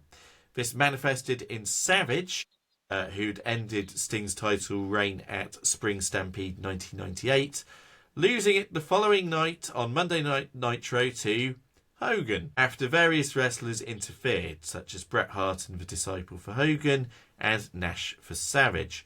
The schism formally occurred in May 1998, with Nash, Savage and others forming NWO Wolfpack, which is like the face version of NWO, and Hogan being in charge of NWO Hollywood, with Hall, the Disciple, Bischoff and others, which meant there were 2 factions of the NWO fighting each other, as well as the WCW wrestlers, such as an up-and-coming rookie wrestler named Goldberg, to whom Hogan would lose the title to July 1998 as part of Goldberg's undefeated streak. And this was done on television as a means of popping a rating, because at this point the WWF, which had been in the doldrums rating-wise and creatively, had recently crowned Stone Cold Steve Austin, not Steve Cold Stone Austin, as its top guy, and had just at the previous month the infamous Mankind Undertaker Hell in a Cell match. Legendary. So the rest of 1998. Yeah, this is the big fall, right? That's the one with 16 the big feet fall. Absolutely. through a table. Yeah. Yeah. So the rest of 1998 saw Hogan use his star power to pull in celebrity matches, not unlike the very first WrestleMania, where he had tagged with Mr. T. And these matches included the likes of Jay Leno, who I mentioned earlier, and Dennis Rodman. So WCW was starting to go down the pan, and in January 1999, the NWO reformed, with the infamous finger poke of doom, seeing WCW champion Nash lie down for Hogan to make him champion once again. This angle, complete with Mick Foley, aka Mankind, winning the WWF title on Monday Night Raw the same night, saw WWF overtake WCW for the first time in 83 weeks in the ratings, and would never look back. Hogan, now 45 and now creatively played out, spent the first 4 months of 1999 feuding with Ric Flair, to whom he dropped the title, had a 3-month break, then immediately come back and defeat, of course, Randy Savage for the title, before feuding with and dropping the title belt to Sting. The year 2000 saw him try, but largely fail, to put over new talent. And when it came time for him to return himself back to the main event picture, he utilised his creative control clause in his contract to win the title, and with none of the storyline crutches that would actually help the story. As such, Hogan agreed to a rematch down the line to the wrestler he was beating, Jeff Jarrett, who would simply lie down for Hogan to pin after being told to promo against the writer, Vince Russo, and leave. Russo had other ideas, as he would come out later in the show as the title match was not on last, and lambasted Hogan, calling him a politica and a bold son of a bitch. Hogan took offence to being called bold and would never return to WCW for the remainder of its existence through to 2001, and sued for defamation of character, which was ultimately dismissed in 2002.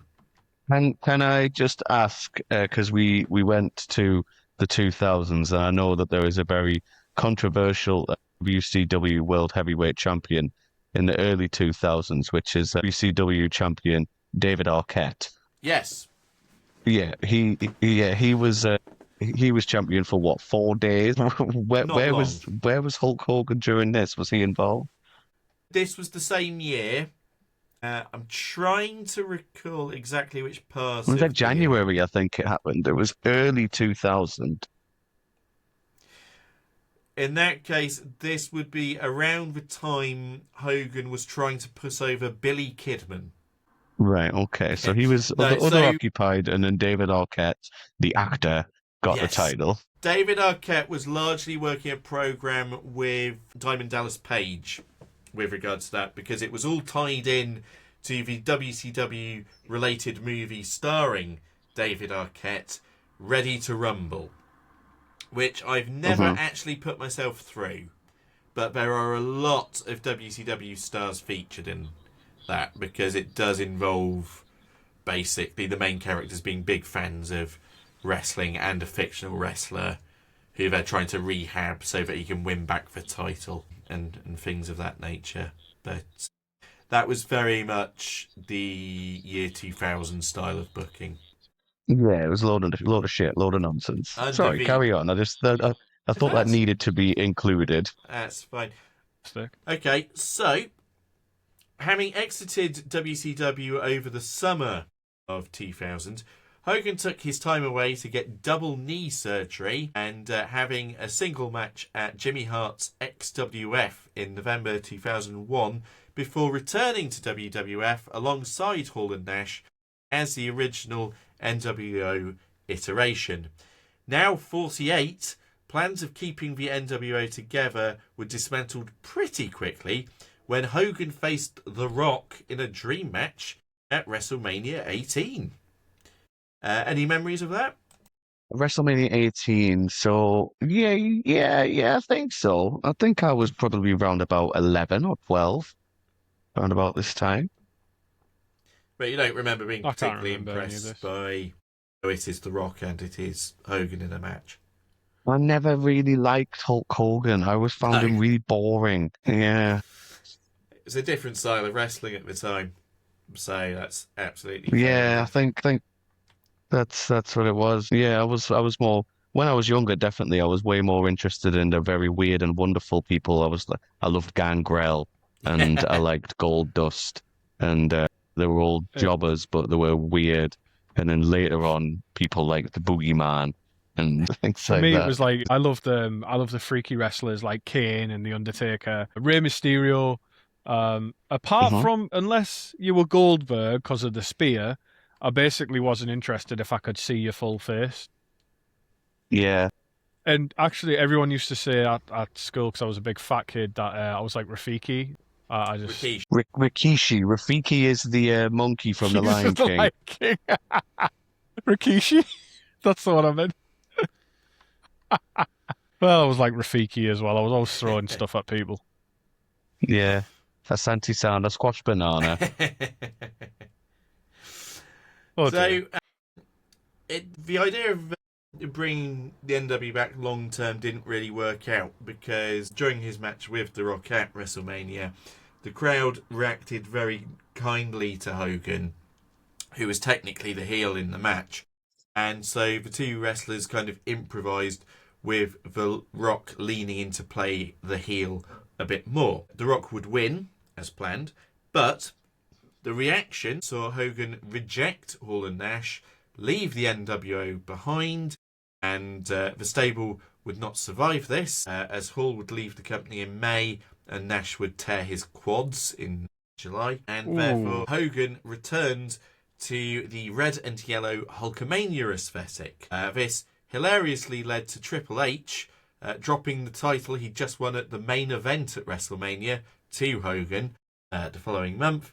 Then Hogan doing the honours for The Undertaker by passing the title on to him, and then working with newer wrestlers, such as winning the tag titles with a boyhood fan of his in Edge. He tapped out to Kurt Angle in a frankly unheard of clean submission loss, and then he was decimated by the hot new thing Brock Lesnar in August 2002.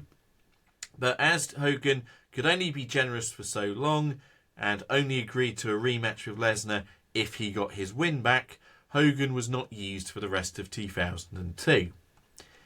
2003, Hogan returned to have a further match with the very much now heel version of The Rock in February, and then competed against Vince McMahon in a street fight at WrestleMania 19, in a match billed 20 years in the making, as Vince and Hogan had plenty of material to use against each other as to why they might dislike each other.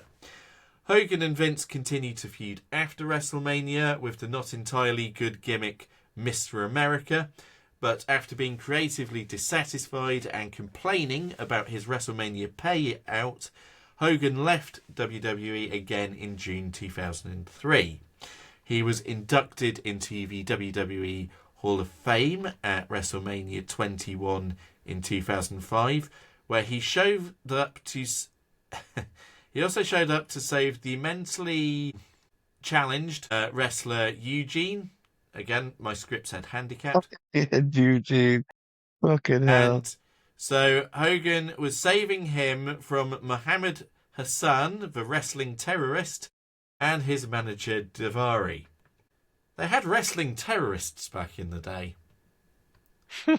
But Wrestling terrorists. but then they got rid of him after the actual 7/7 attacks on London. So, yeah. So, it's a shame for the guy who just got given the gimmick of being a terrorist. But there we go. Hogan would then take on these two men with Shawn Michaels as his tag partner. And after a couple of tag matches together, Michaels turned heel and attacked Hogan, leading to a match at SummerSlam 2005. Due to both men being well-known politickers as to who would win and how, Hogan ultimately got his way with getting the win and making sure that this best-of-3 series was, oh no, I'll just win. However, Michaels, as a way of getting some payback, sabotaged the match by overselling every piece of offence that Hogan gave him. You should really look up that match because it's really quite funny if you know what's going on. It's a case like he'd be given like a big boot and then he'd throw himself backwards over the ropes out of the ring and things like that. So because he was always good at overselling Shawn Michaels. He was, and Michaels is one of the few people who won't get fired unless he does something really seriously wrong. So he knew he could get away with it. Hogan left after that, citing disrespect, but he had got the publicity for the project he was there to promote. And now we move into the world of reality television. Because, you see, Hogan was the star of an Osbourne's rip-off called Hogan Knows Best. Hogan Knows Best. I thought it was called Hogan's House. Hogan Knows Best. That's Okay. a completely different show. All right, okay. This Whose house? This Hogan's house. premieres on the 10th of July 2025, therefore 5 or 6 weeks before the SummerSlam match. The show revolves around Hulk, his wife Linda, his aspiring pop star daughter Brooke, and his son Nick. And as much as I enjoyed doing this podcast, there was no way in hell I was looking for an episode of that just for the purposes of giving you a feeling. I've listened to Hulk Rules. That's enough. Reality TV is where I draw the line. Absolutely. Fuck that. Hogan Knows Best was cancelled after 4 seasons in 2007 due to the shoot, that is to say, real life, divorce of Hogan and Linda, due to Hulk's affair with a 33-year-old woman called Christiana Plantain. Plant, a friend of Brooks during her music career launch. So this woman was 33. Hulk would be around 54 at this point. Now, no bad deed goes unpunished, and Hogan was absolutely rinsed by his by the divorce lawyer of his wife. What culture say? Linda took almost 70% of his assets in the divorce settlement, including 40% ownership of all of his companies. She got $7.44 million in cash, as well as $3 million in property. Having blown a lot of his wealth during his heyday, Hogan was left in a financial mess.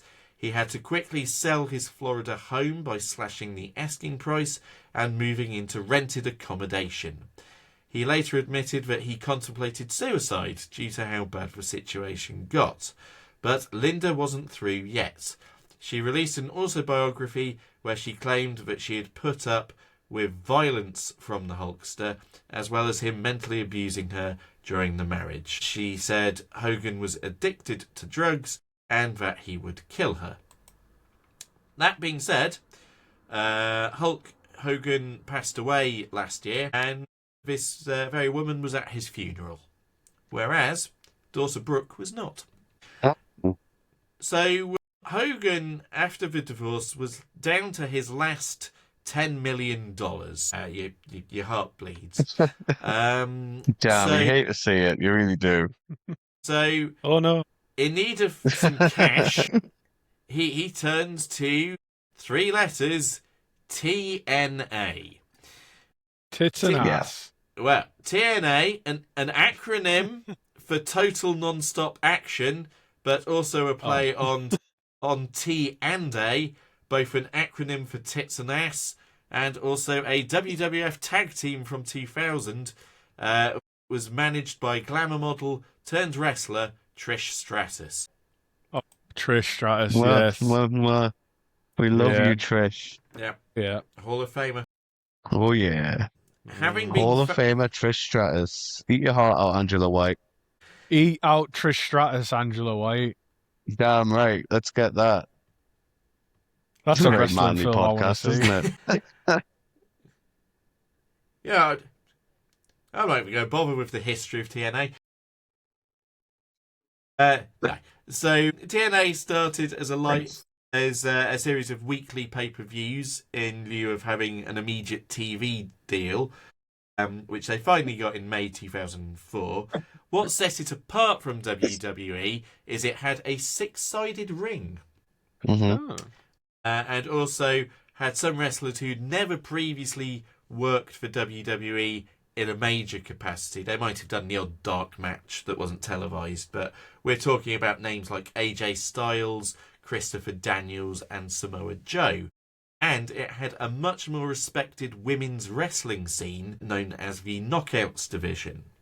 It soon became an attractive alternative for misused or fired WWE talent, which saw the likes of Kurt Angle, Christian Cage / Christian of Edge and Christian, the Dudley Boys, Booker T, Kevin Nash and Scott Steiner join. It also saw the return of Sting, who had always resisted joining WWE, and whilst in 2009 TNA was nowhere near the level of popularity or success that WWE was, notwithstanding 2009 WWE being really fucking awful, it had established itself as a true alternative. 2009 would roughly be when that John Cena Rock series was going on. Right. Okay. Actually, Yeah. maybe that Yeah. was a bit later, but it certainly would have been around the time of the Donald Trump Vince McMahon hair versus hair. Certainly. So, enter Hulk Hogan and Eric Bischoff at the end of 2009, brought in by TNA president and stupid heiress Dixie Carter. Changes were immediately made to please the newcomers, with the most notable one being the replacement of the six-sided ring for the traditional four-sided ring, as Hogan reportedly refused to wrestle in a playpen. Bischoff insisted that, as he'd done with Nitro in WCW, that Impact, the TV show, air on a Monday night in direct competition with WWE Raw. Finally, the name TNA didn't work for Hogan, brother. Thus, the company would later be renamed Impact Wrestling in May 2011, around 18 months after Hogan and Bischoff had joined. Whereas Hogan was more a creative force than an active wrestler, and uncharacteristically, he lost his one pay-per-view match that he had at a pay-per-view called Bound for Glory against Sting. The Hogan-Bischoff era is remembered as one where all of TNA/Impact's promise was thrown away for the wacky ideas of two has-beens. Such ideas I will list without context: AJ Styles' fake baby mama, Claire Lynch, Abyss and the Magic Ring, Joker Sting, Samoa Joe kidnapped by ninjas and returned without any mention of it ever again, authority figure Brooke Hogan, knockout champion, therefore female wrestler, Madison Rayne has a massive crush on referee Earl Hebner, and NWO 2.0 Immortal, aka the stable that included basically everybody. Hogan left... Yes, sorry, just to interject again, TNA was very silly.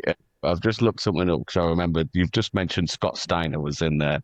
And Scott Steiner has one of the greatest promos ever. I don't know if you ever heard this, Chris, but this is fucking brilliant. I'm going to read it out to you. Okay. Steiner Mats. So, Scott Steiner, he says this. You know, they say that all men are created equal, but you look at me and you look at Samoa Joe and you can see that statement is not true. See, normally, if you go one-on-one with another wrestler, you've got 50-50 chance of winning, but I'm a genetic freak and I'm not normal. So you got a 25% chance at best at beat me. And then you add Kurt Angle to the mix, your chances of winning drastically go down. See, the three-way at Sacrifice, you've got a 33 and a third chance of winning, but I got a 63 and two-third chance of winning because Kurt Angle knows he can't beat me and he's not even going to try. So Samoa Joe, you take your 33 and one-third chance minus 25% chance and you've got an 8 and a third chance of winning at Sacrifice. But then you take my 75% chance of winning if we was to go one-on-one and then add 63 and two-third percent. I got 141 and two-thirds chance of winning at Sacrifice. See, Joe, the numbers don't lie and they spell disaster for you at Sacrifice. It's fucking so funny. Oh my god, that rings a distant bell. I think that's probably been used in a meme somewhere. Oh yeah, yes, I think it has. It's probably the absurd. most famous promo in all of TNA. It's so funny, man. It's amazing. Good lord. So so this is we're pretty much at the end of TNA. Hogan left TNA in October 2013, with his final moment being leaving in triumph, with Dixie Carter holding onto his leg, crying as he dragged her behind him. Dignity. Always dignity. So, this marks the end of Hogan as a wrestler, but there are aspects about his active career as a wrestler to look back upon until we speed up to his merciful death. Now, creative control. Quite famously, he refused to do the right job at the right time for certain points. I'm going to largely mention individual ones for certain wrestlers, but a special mention to Randy Savage, who Hogan would never let beat him, despite the fact that they were the Mega Powers together, despite the fact that they were in teams and stables together, Hogan could never bring it within him to let Savage get a clean victory over him. And this did rankle Savage quite a lot. So around the time he was playing Bonesaw in Spider-Man, see earlier, again, going back to music, and I've not actually looked for this on Spotify, but if it's there, again, I'll add the track to our playlist. Randy Savage brought out a rap album, and he had a diss track for Hulk Hogan called Be a Man. And it is, the lyrics of it are quite something. So look for Be a Man by Randy Savage. But Not the Mulan. no, not the one that Donny Osmond sang. And Savage also does blame Hogan for the breakup of his marriage, because a lot of the inspiration of the Mega Powers did seemingly play out in real life between him and Miss Elizabeth. That being said, Randy Savage was not a good husband.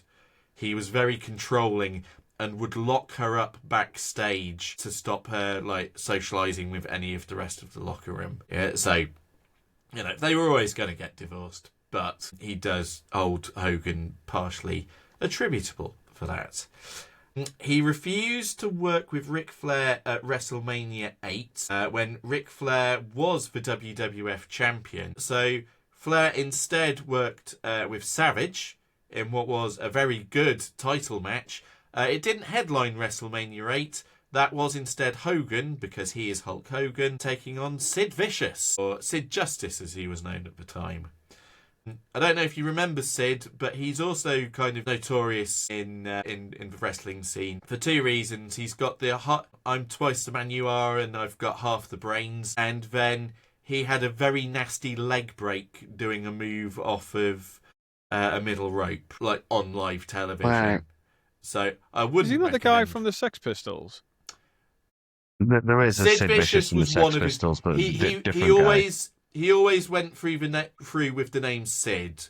So sometimes he was Psycho Sid, sometimes he was Sid Justice, sometimes he was just Sid, and he was Sid Vicious for a time as well. But yes, Sid Vicious. I'm taking a pseudonym from Sid Vicious. It works out well.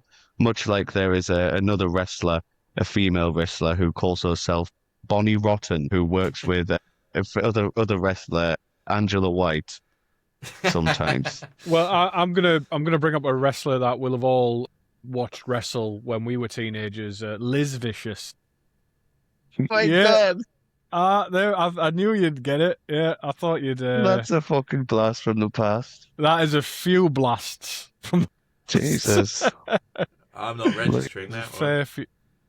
A fair few blasts from the past. Okay. We'll send you some videos to look at afterwards. Okay, lovely. About WrestleMania 9, Bret Hart, who was the kind of company man after Hogan had taken some time off to get all the steroids out of his system, he lost to the quote-unquote sumo wrestler Yokozuna in the main event. So it was like a good guy losing to a villain in the main event at WrestleMania. But then Hogan shows up to support his friend and then coax Yokozuna into giving him a title match there and then, which he goes on to win in 10 seconds, which makes both Bret Hart and Yokozuna look incredibly weak. But the idea was that Hogan would drop the title to Bret Hart at King of the Ring, and he doesn't. He drops it back to Yokozuna instead and lets his contract with the WWF lapse. So Bret Hart has always had a bit of a grudge, which is unlike Bret Hart, if you know anything about him. He's a very forgiving Bret the shit man fart. Oh, now you've made the list. I referred to Starrcade 97, where the culmination of the NWO storyline would be Sting beating Hogan to put an end to the heel dominance. So what was meant to happen, what had been scripted, was that the referee would give a fast count, so they'd count 1, 2, 3 really quickly, and then Bret Hart, who had just been screwed infamously at Survivor Series in WWF and had now joined WCW, would come out, say, no, this isn't going to happen again, gets the match restarted, and then Sting wins properly with a pinfall.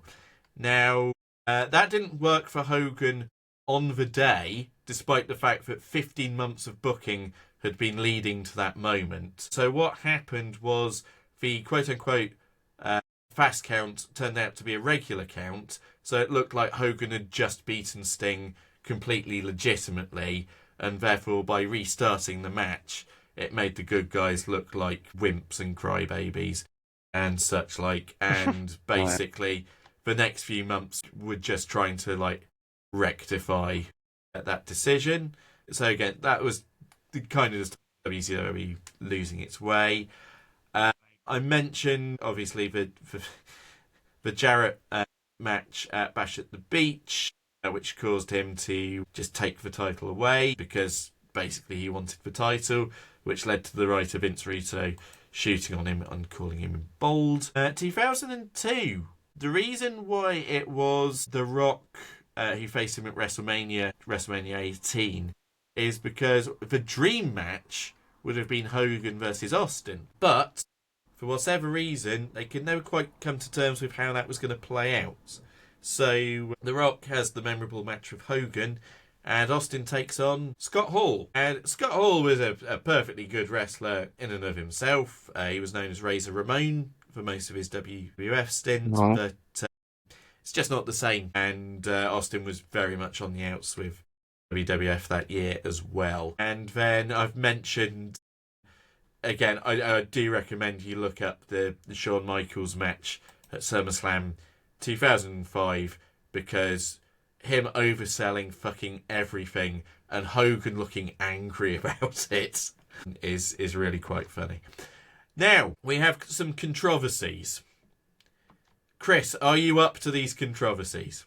My foundations were shaken with Hulkster in Heaven, but I will push through for the listeners. I'll say this, the first couple aren't quite that dark.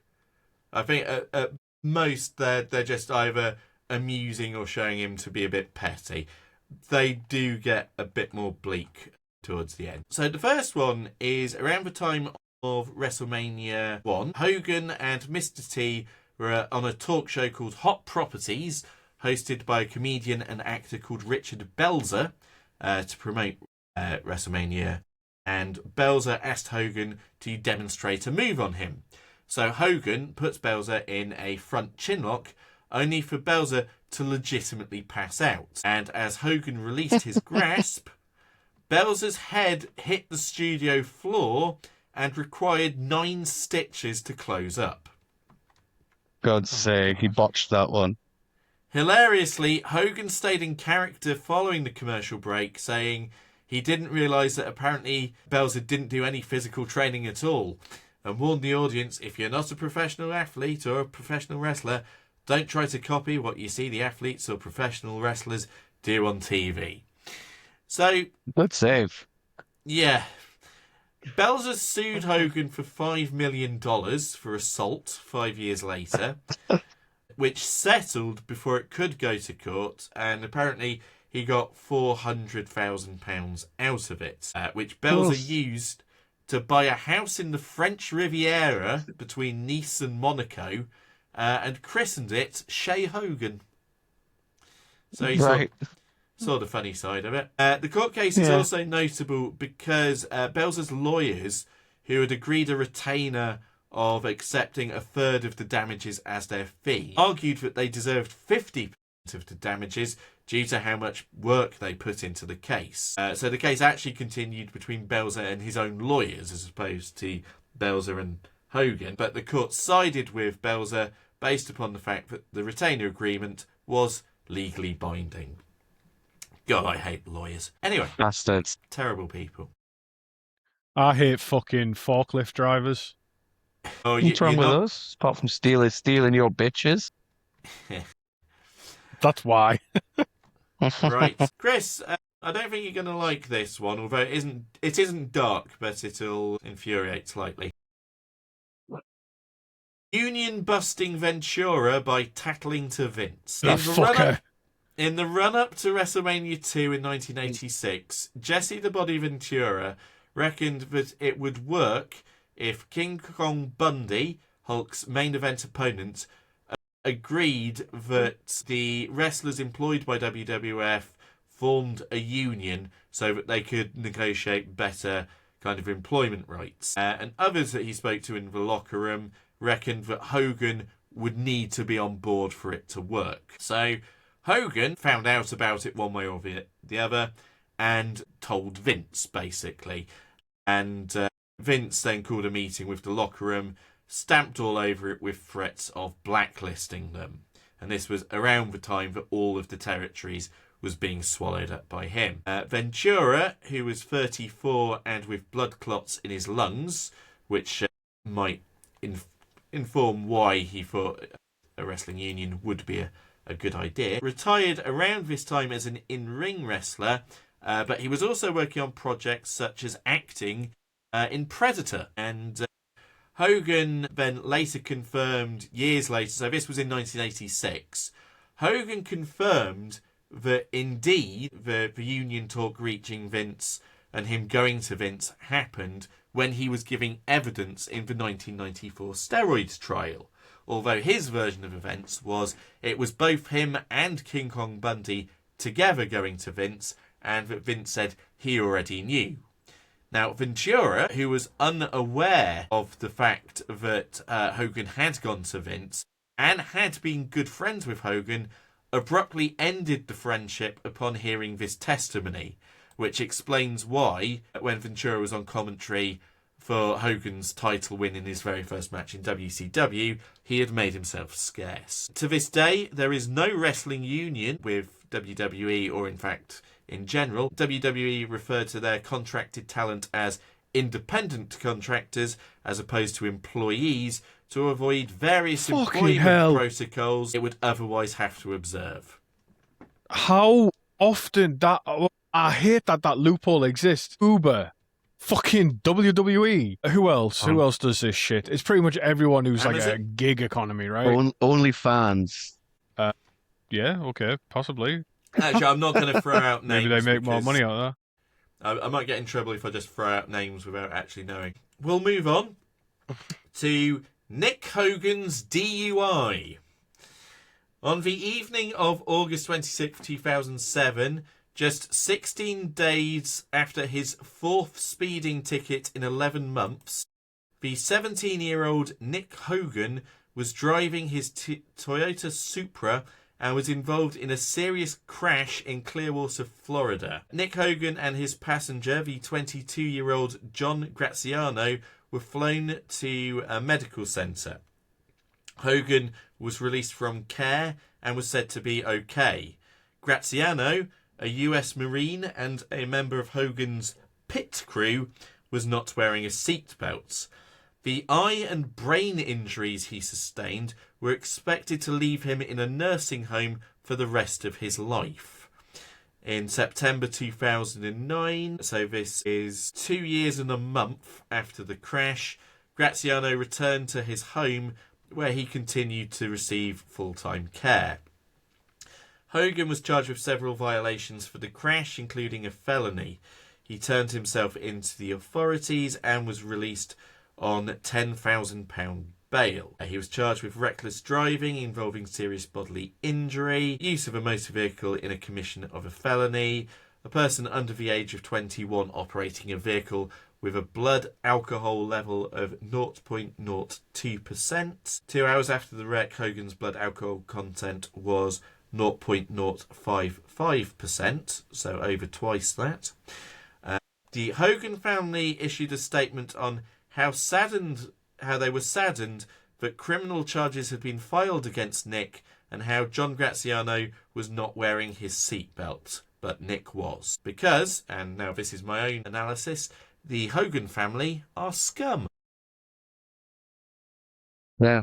So Hogan entered a no contest plea and was sentenced to 8 months in jail. The sentence also called for Hogan to serve 5 years of probation, 500 community service hours, and his driver's license was suspended for 3 years. Nick Hogan, or Belair, started complaining about the accommodations to his parents in telephone conversations, saying, "I have to get out of here. I can't deal with this for 8 months. The cell is half the size of his bathroom at home." Now, so far, it's just about Hogan's son being a brat and a shit and a terrible human being who has brain damage and ruined a man's life. In Hulk's involvement, in one conversation, because a lot of the conversations that Nick had with his parents were recorded and then released because, Florida. So, in one conversation, Terry says God was responsible for what happened to Graziano as punishment for his own behaviour. Nick responds to his father saying Graziano was a negative person. Nick then tells his father to develop a reality series to begin with his release from incarceration. Hogan repeatedly uses the term nagger, not the actual word, during one phone call, and in another he shares his thoughts on God and reincarnation. He is heard telling his son, "You know that God gave you this vibe and this energy, that you and I are going to live forever, bro. I just hope we don't come back as a couple. I don't want to say it. Blizzak Gizeyes, you know what I'm saying?" His son simply replied, "Brutal." So, yes. So, basically, this is the start of Hogan saying some unfortunate things about black people. We have 2 more scandals, and then we'll go on to the sweet release of death. So, the sex tape and Gorka. Oh, yeah. Oh, God, not a Hulk Hogan sex. Yeah, it was. What Culture puts it like this. In 2012, the Hulkster was seen hulking all over Heather Clem, the now former wife of Hogan's best friend, Bubba the Love Sponge, who was a DJ in Florida. What turned into a $100 million lawsuit, Hogan claimed he had no idea he was being recorded and was disgusted that his best friend would leak the tape. In the grainy video, Bubba the Love Sponge is heard saying, "You guys do your thing. I'll be in the office if you need me." Once he leaves, Hogan and Clem start their own TLC match. What follows is some very dull sex action where Hogan's untamed is the highlight in more ways than one. We are also treated to Hogan talking about his son Nick while he's doing the dirty, and his phone rings at one point, and the ringtone is Brooke Hogan's smash hit "About Us." According to Bubba, Hogan was fully aware that the session was being recorded and that he had cameras in his bedroom under the advice of his attorney due to child custody issues. Who'd have thought? Oh, God. What was Bubba doing while Hogan was laying the smackdown on his wife in the next room? Looking up also parts on the internet, apparently. Hogan, clearly annoyed at the release of the sex tape, filed lawsuits against Bubba and Heather for invasion of privacy and claiming that Hogan was involved in the leaking of the tape. Hogan was also suing Gorka Media for publishing the tape on their website.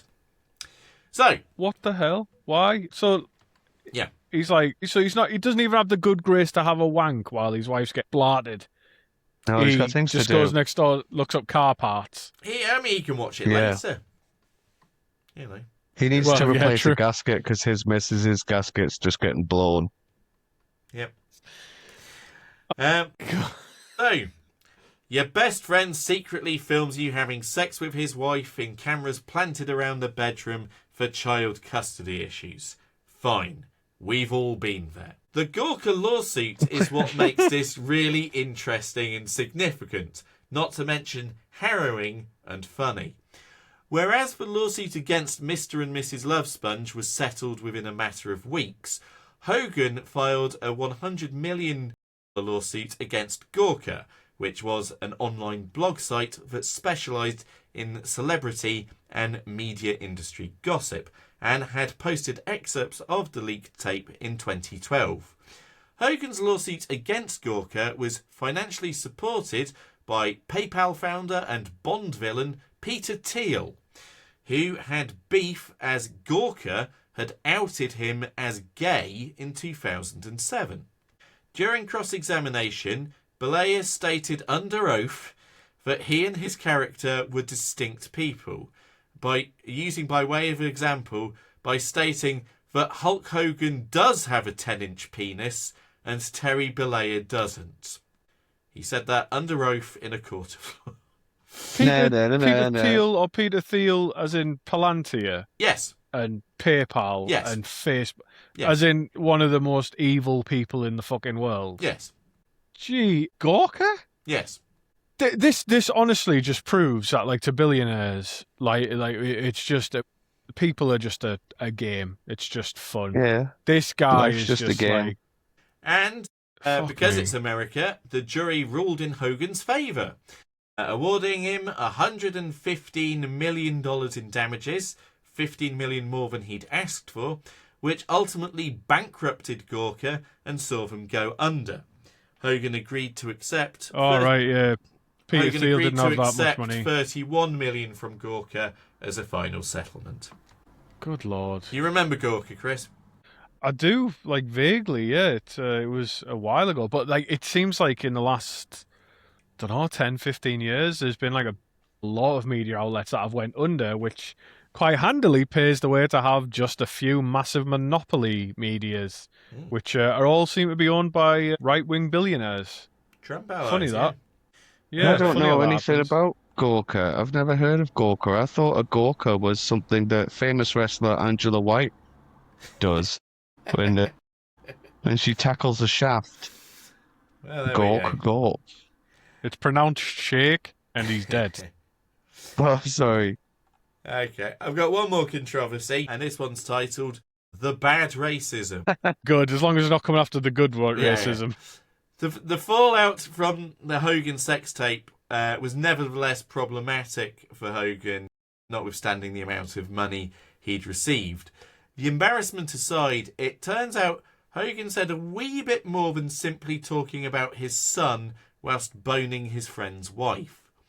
Radar Online and the National Enquirer documented the kind of stuff that he was saying in July 2015, starting with, "I guess we're all a little racist." Now, as true as that might be, what I'm about to read aloud and censor is arguably more than, quote, a little racist. I'm not going to do an impression, but I will read what I have copied and pasted.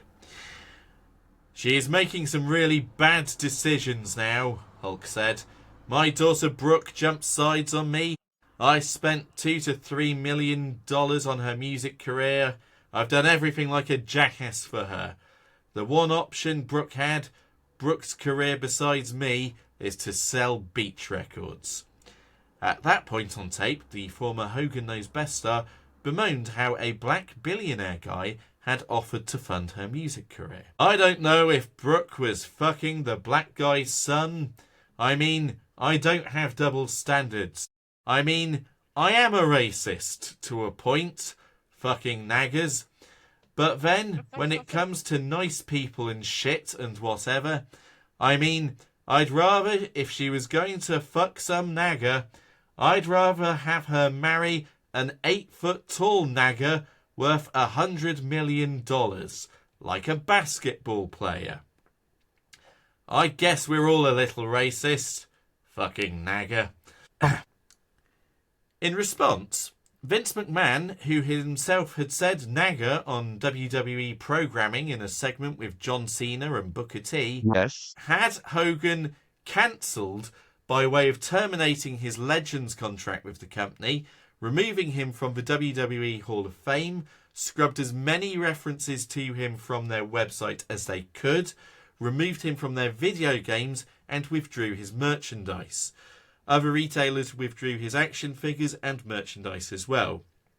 Hogan gave an interview on Good Morning America on August the 31st, in which he pleaded forgiveness for his racist comments, attributing these to a racial bias inherited from his neighbourhood while growing up. Hogan said that the term nagger was used liberally among friends in Tampa. Former neighbours disputed this. You know things are bad when like people in Florida are like, we want nothing to do with this man. Yeah, people in Florida. Honestly.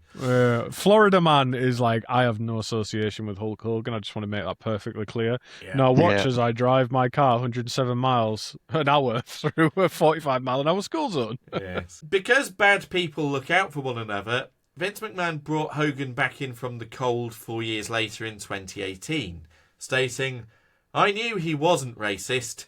He said some racist things. He should pay for that," and he did. Oh, good.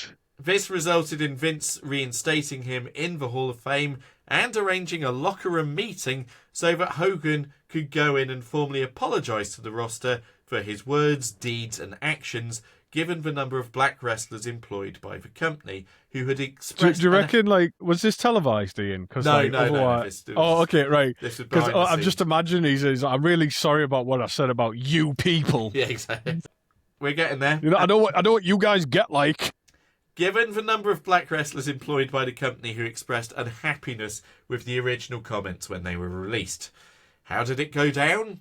Several African-American wrestlers, including The New Day, Titus O'Neil, Mark Henry, Shelton Benjamin and JTG, doubted the sincerity of Hogan's apology due to Hogan warning wrestlers to be mindful about being recorded without their knowledge during his apology instead of addressing his comments. So basically, I'm sorry I got caught. Exactly. That is... Man, Titus O'Neil. What a funny man. Interesting. Yeah. 4 years is enough. Everyone's got a short memory. Come on back in, Hulkamania. Yeah. And the rehabilitation involved Hogan appearing at the pay-per-views in Saudi Arabia as part of WWE's controversial partnership with a rogue journalist-killing state, being a guest host at the following year's WrestleMania, coming back to pay tribute to Mean Gene Okerlund, who passed away in 2019, appearing at WWE Hall of Fame ceremonies, and co-hosting WrestleMania 37 in 2021, hilariously, with black wrestler Titus O'Neil. So, I bet like backstage Hulk was like, "Look, last time I had to apologise to all you guys, I thought it was terrible they wouldn't let you come out and watch the match and they made you sit in the locker room, but I promise you can sit in the crowd with everyone else this time. Like, you can come out and have a seat, it's fine. It's not an issue." I love that, well, not I don't love it, but the idea that, like, he's just so racist he doesn't even know it. Like, he's apologised for the things that everyone saw him being racist, but, like, behind the scenes, it's just far worse than that. Like, walk past the group of guys he was meant to apologise to because he thought they were the fucking cleaners. Yeah. Yeah. Jesus. So we'll get on to a fun bit of Hulk Hogan's lies before we close up. So, some of Hulk Hogan's tallest tales. He said that both Metallica and the Rolling Stones wanted him as a bassist in the band. This has been disputed by at the very least Lars Sullivan. We don't know if the Rolling Stones know who Hulk Hogan is. Hogan states that Elvis Presley was a Hulkamaniac.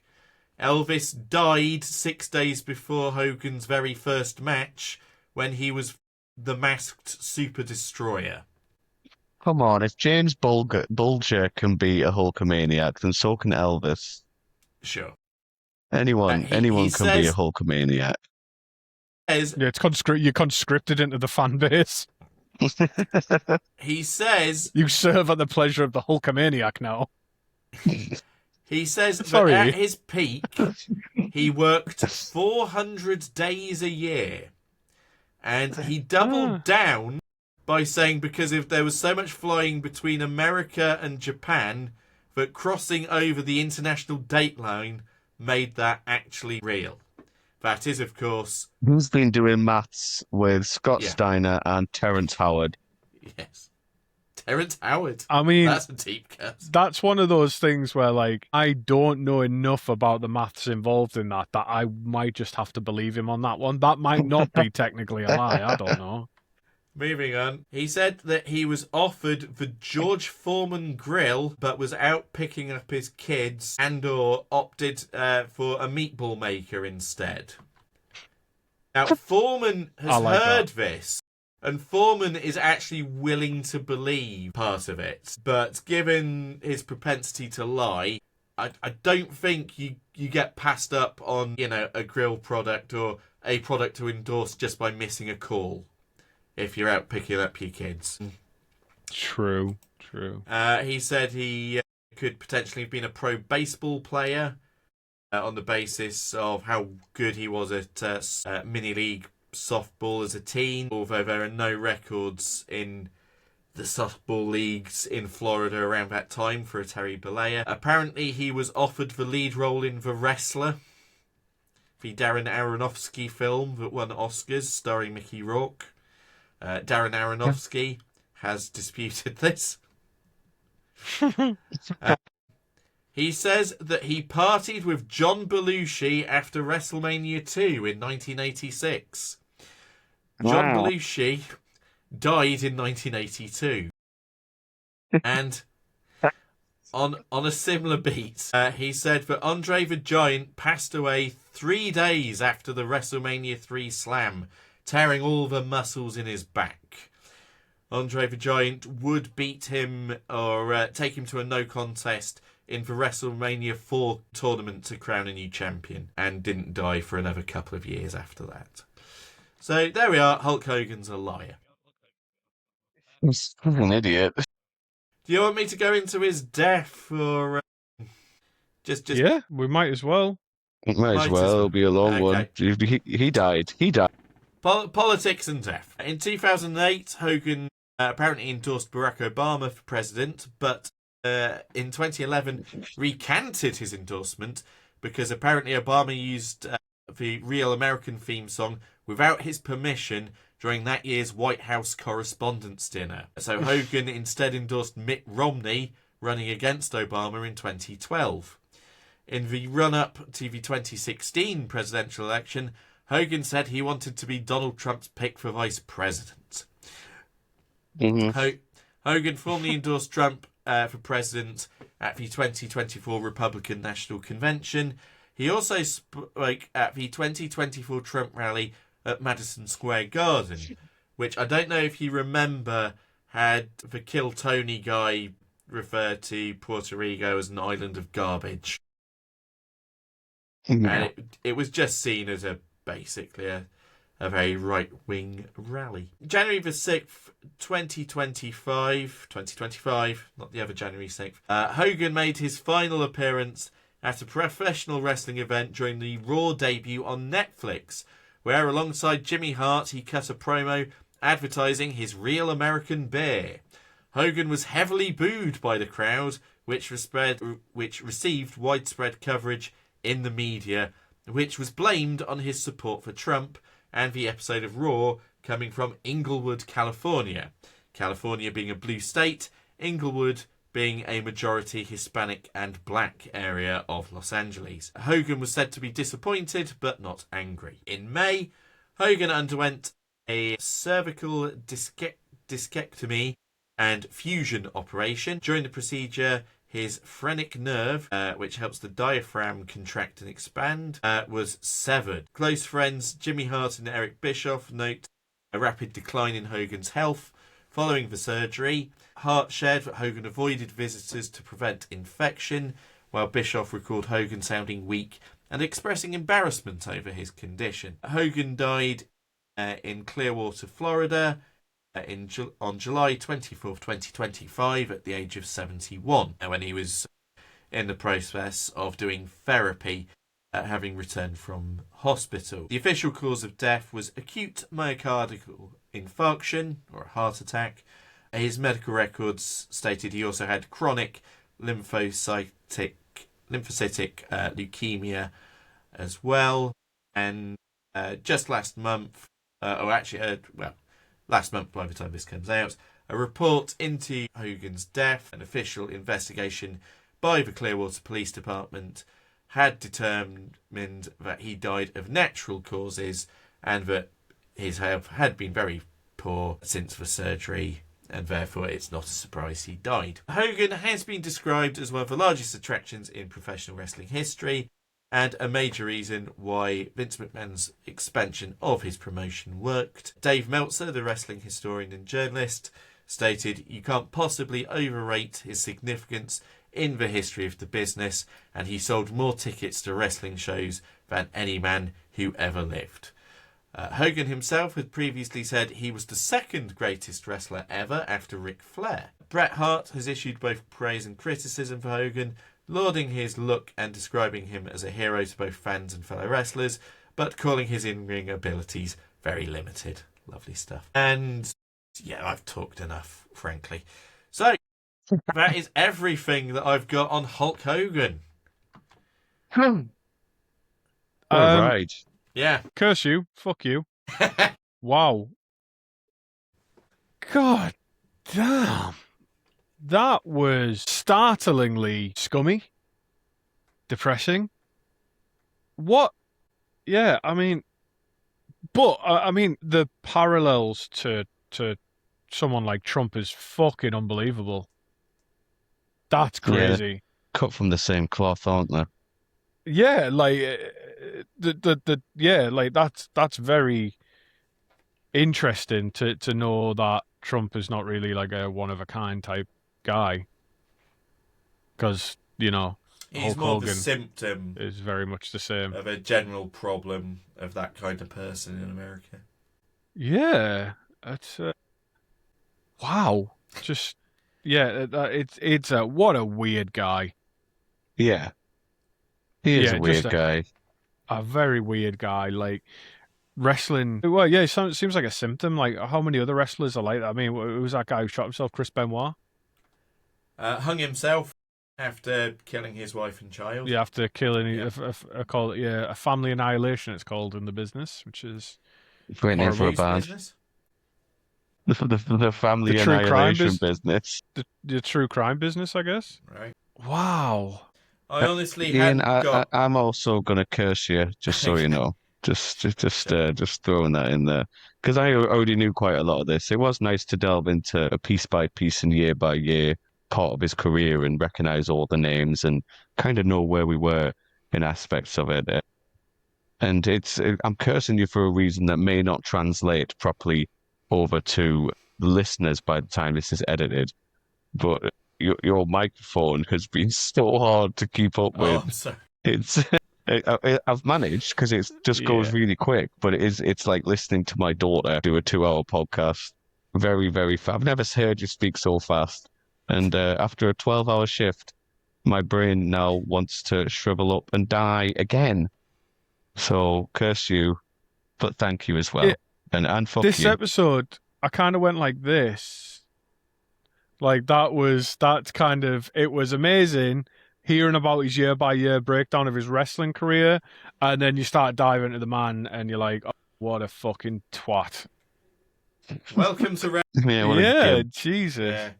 I had no It's just- idea that... I mean, I did obviously do a fair whack of research for that one. And whilst I was pretty much aware of all of it, I didn't stop and consider how much it might actually break someone like Chris. I was surprised it was like the song, but when you get the Bulger connection, it is actually a lot more horrific than just the casual...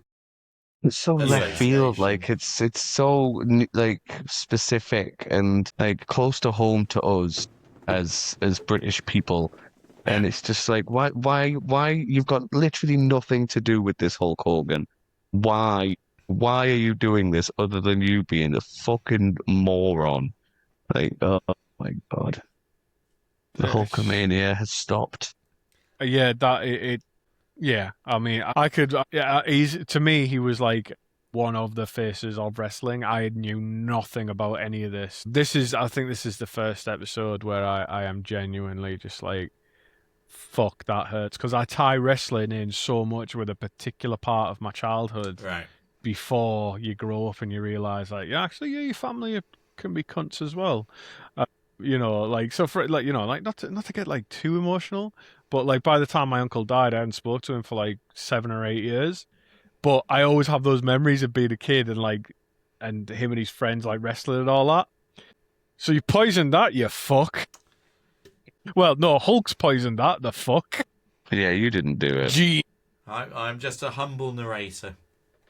Yeah, what was his name? What was his name? Was it Gene? Terry. Was it Terry? Terry, you fuck, you bastard. Yeah. But yeah, Terrence. hearing that, not surprised his daughter didn't go to his funeral. Fuck him. No.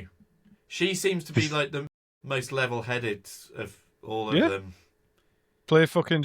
The thing that I do not understand, and you see it so much now in today's climate, and I won't go on a tirade, it's the lying to no purpose that I do not understand.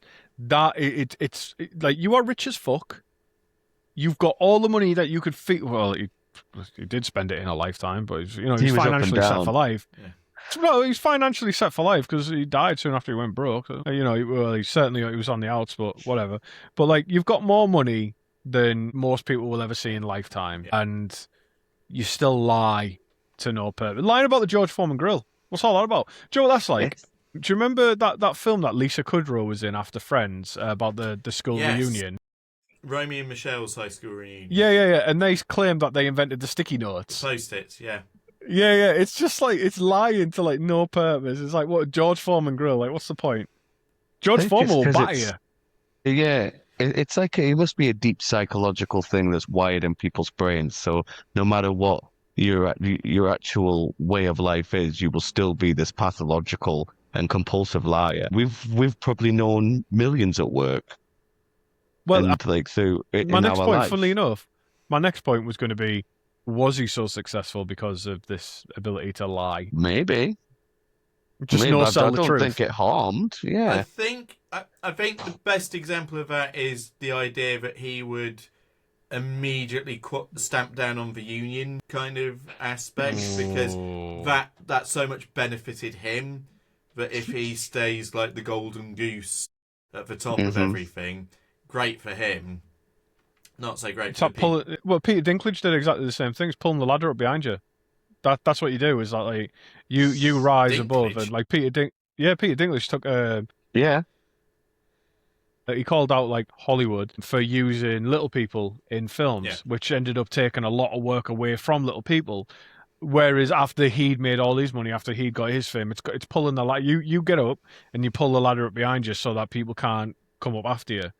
Yeah, and That's going what back it to is. wrestling, he was actually he called out famously by famous dwarf wrestler Hornswoggle, who said, "Who died and made you king of the dwarfs?"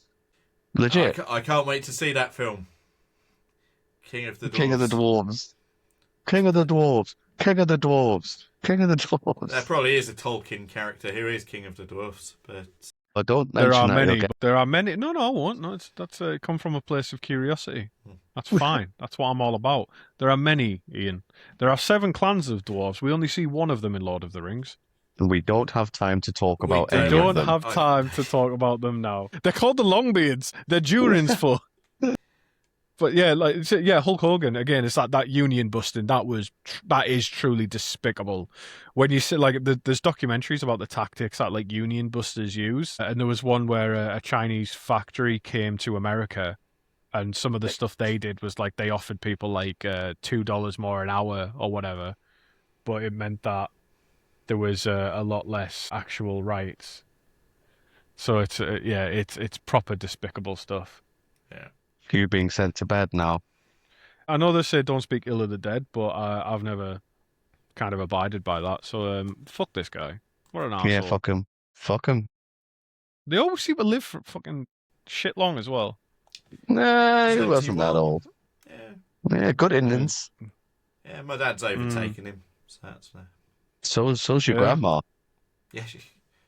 As of today, still alive. Yeah, 106. 106. Fucking crazy. 106. Holy I saw when shit, I saw her man. birthday. I was like, I was saying happy birthday for her when I saw you post about it a couple of months, like last month or whatever. It was May. Yeah. Mhm.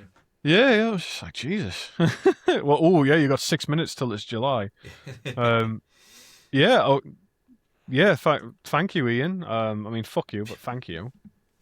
Well, Cool episode, man. I genuinely loved it. And what we'll find as well is that like people around our age seem to be like really hardcore into wrestling. Like if people are interested in wrestling, they're like really into it. yeah. But it's something that a lot of people don't talk about. So it's really interesting. I don't know why I keep saying that. Right, what have we got coming up on the podcast then, lads? Whose goes it next? Is it me? It's me, Nick. Is it you? I Oh, thank think. Is God. it me? It Is it is. me? It It is. is It me. is It you. is me. Now, I'm always chopping and changing what I was going to do. I was going to do a rapper called King Von. I was going to talk about him, but I can't be arsed. It's too dark, and I don't fancy doing anything too dark.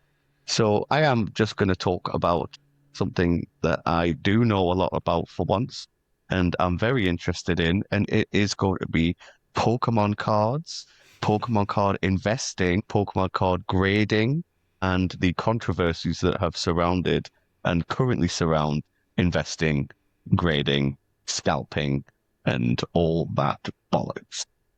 That's going to be an interesting one because I follow that quite closely, like the Yeah. drama around the scalping and stuff. Awesome! Oh, that'll be a great episode to like hear about. That'll be great. And then after that, it's back to me and yar me hearties. I won't tell you what we're going to talk about, but it involves pegging and bad The accents. Irish? They've got to get here somehow. The Irish Sailing the pirates. high seas. The Yes, we're going Irish to Sea. talk about the history of pirates. We are going to talk about the modern day pirates. And I'm the captain now. I am the look at me. I am the captain now.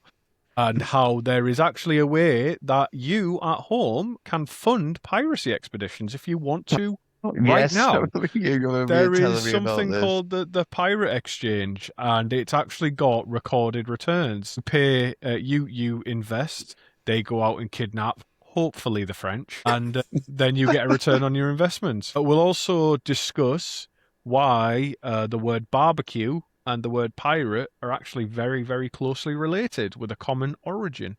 Yeah. That's going to be So an that is coming interesting up. one because I do find it very fascinating how romanticized pirates have become and were once, like with Pirates of the Caribbean, Treasure Island, or things like that. When in reality, they are all horrendous, horrific people who did some horrible, horrible things. Well, maybe not all of them. Okay, Chris is shaking his head. No, But not what you'd think. It was, in fact, it was often the better alternative at the time. Pirates had things like health insurance, which was paid before any profits, so it was classed as something to be taken for the crew who were injured before any of the treasure was split up. They even had gay marriage, which was, and they had strict bedtimes as well, which was 8 o'clock. Blackbeard Wow. had famously enforced an 8 o'clock bed, or Black Bart, one of them, Black something. I sound like Hulkamania. I sound like Hulkamaniac. One of the blacks had a very strict bedtime for his lads, and it was 8 o'clock at night. Right. But Well, yeah, that so excuses all of the slavery, kidnapping, and things like that. I'm going to ask you to hold I'm going to call them preconceptions because I think the people you're raging against are actually the ones who cause piracy rather than the Okay. pirates themselves. Okay, But cool.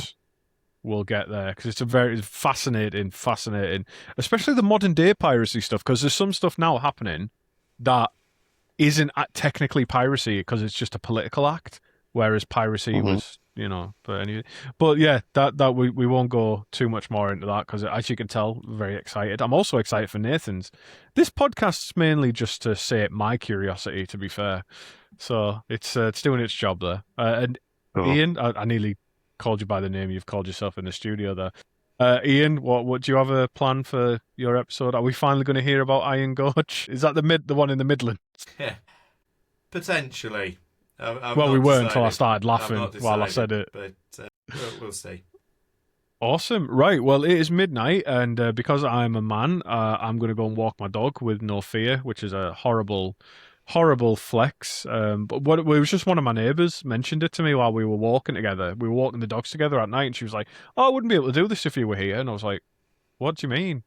And it turns out that all the times we can go out on a night, a lot of women can't do that. So, yeah, that's a depressing reminder about I mean, I how. can't do it either because I'm a coward. Huh? I don't have a dog. Go out and walk someone else's doggy and walk really quick behind them. Can't be asked. And then say, "Can I walk your dog?" Chase a woman with a dog. Yeah, and that's the wrong message to take from this podcast. Yeah. But as you can tell, we're at the end now. So thank you for listening, whoever is still here at the end with this shit. I hope you're having a wonderful day wherever you are. And remember, when you were at school, your teachers could tell that you were trying to look down their tops. Yeah, and they all talked about you in the staff room. And they all called you a little pervert with a tiny cock. Well, like that. Yeah, so remember that. You're not as slick as you think you are, and that women can always tell when you're checking them out. Unless you're chasing them. Unless you're chasing them, in which case it's completely innocent. Right, it's a goodbye from me, Chris. Goodbye from me. And goodbye from me, Angela White. Bye.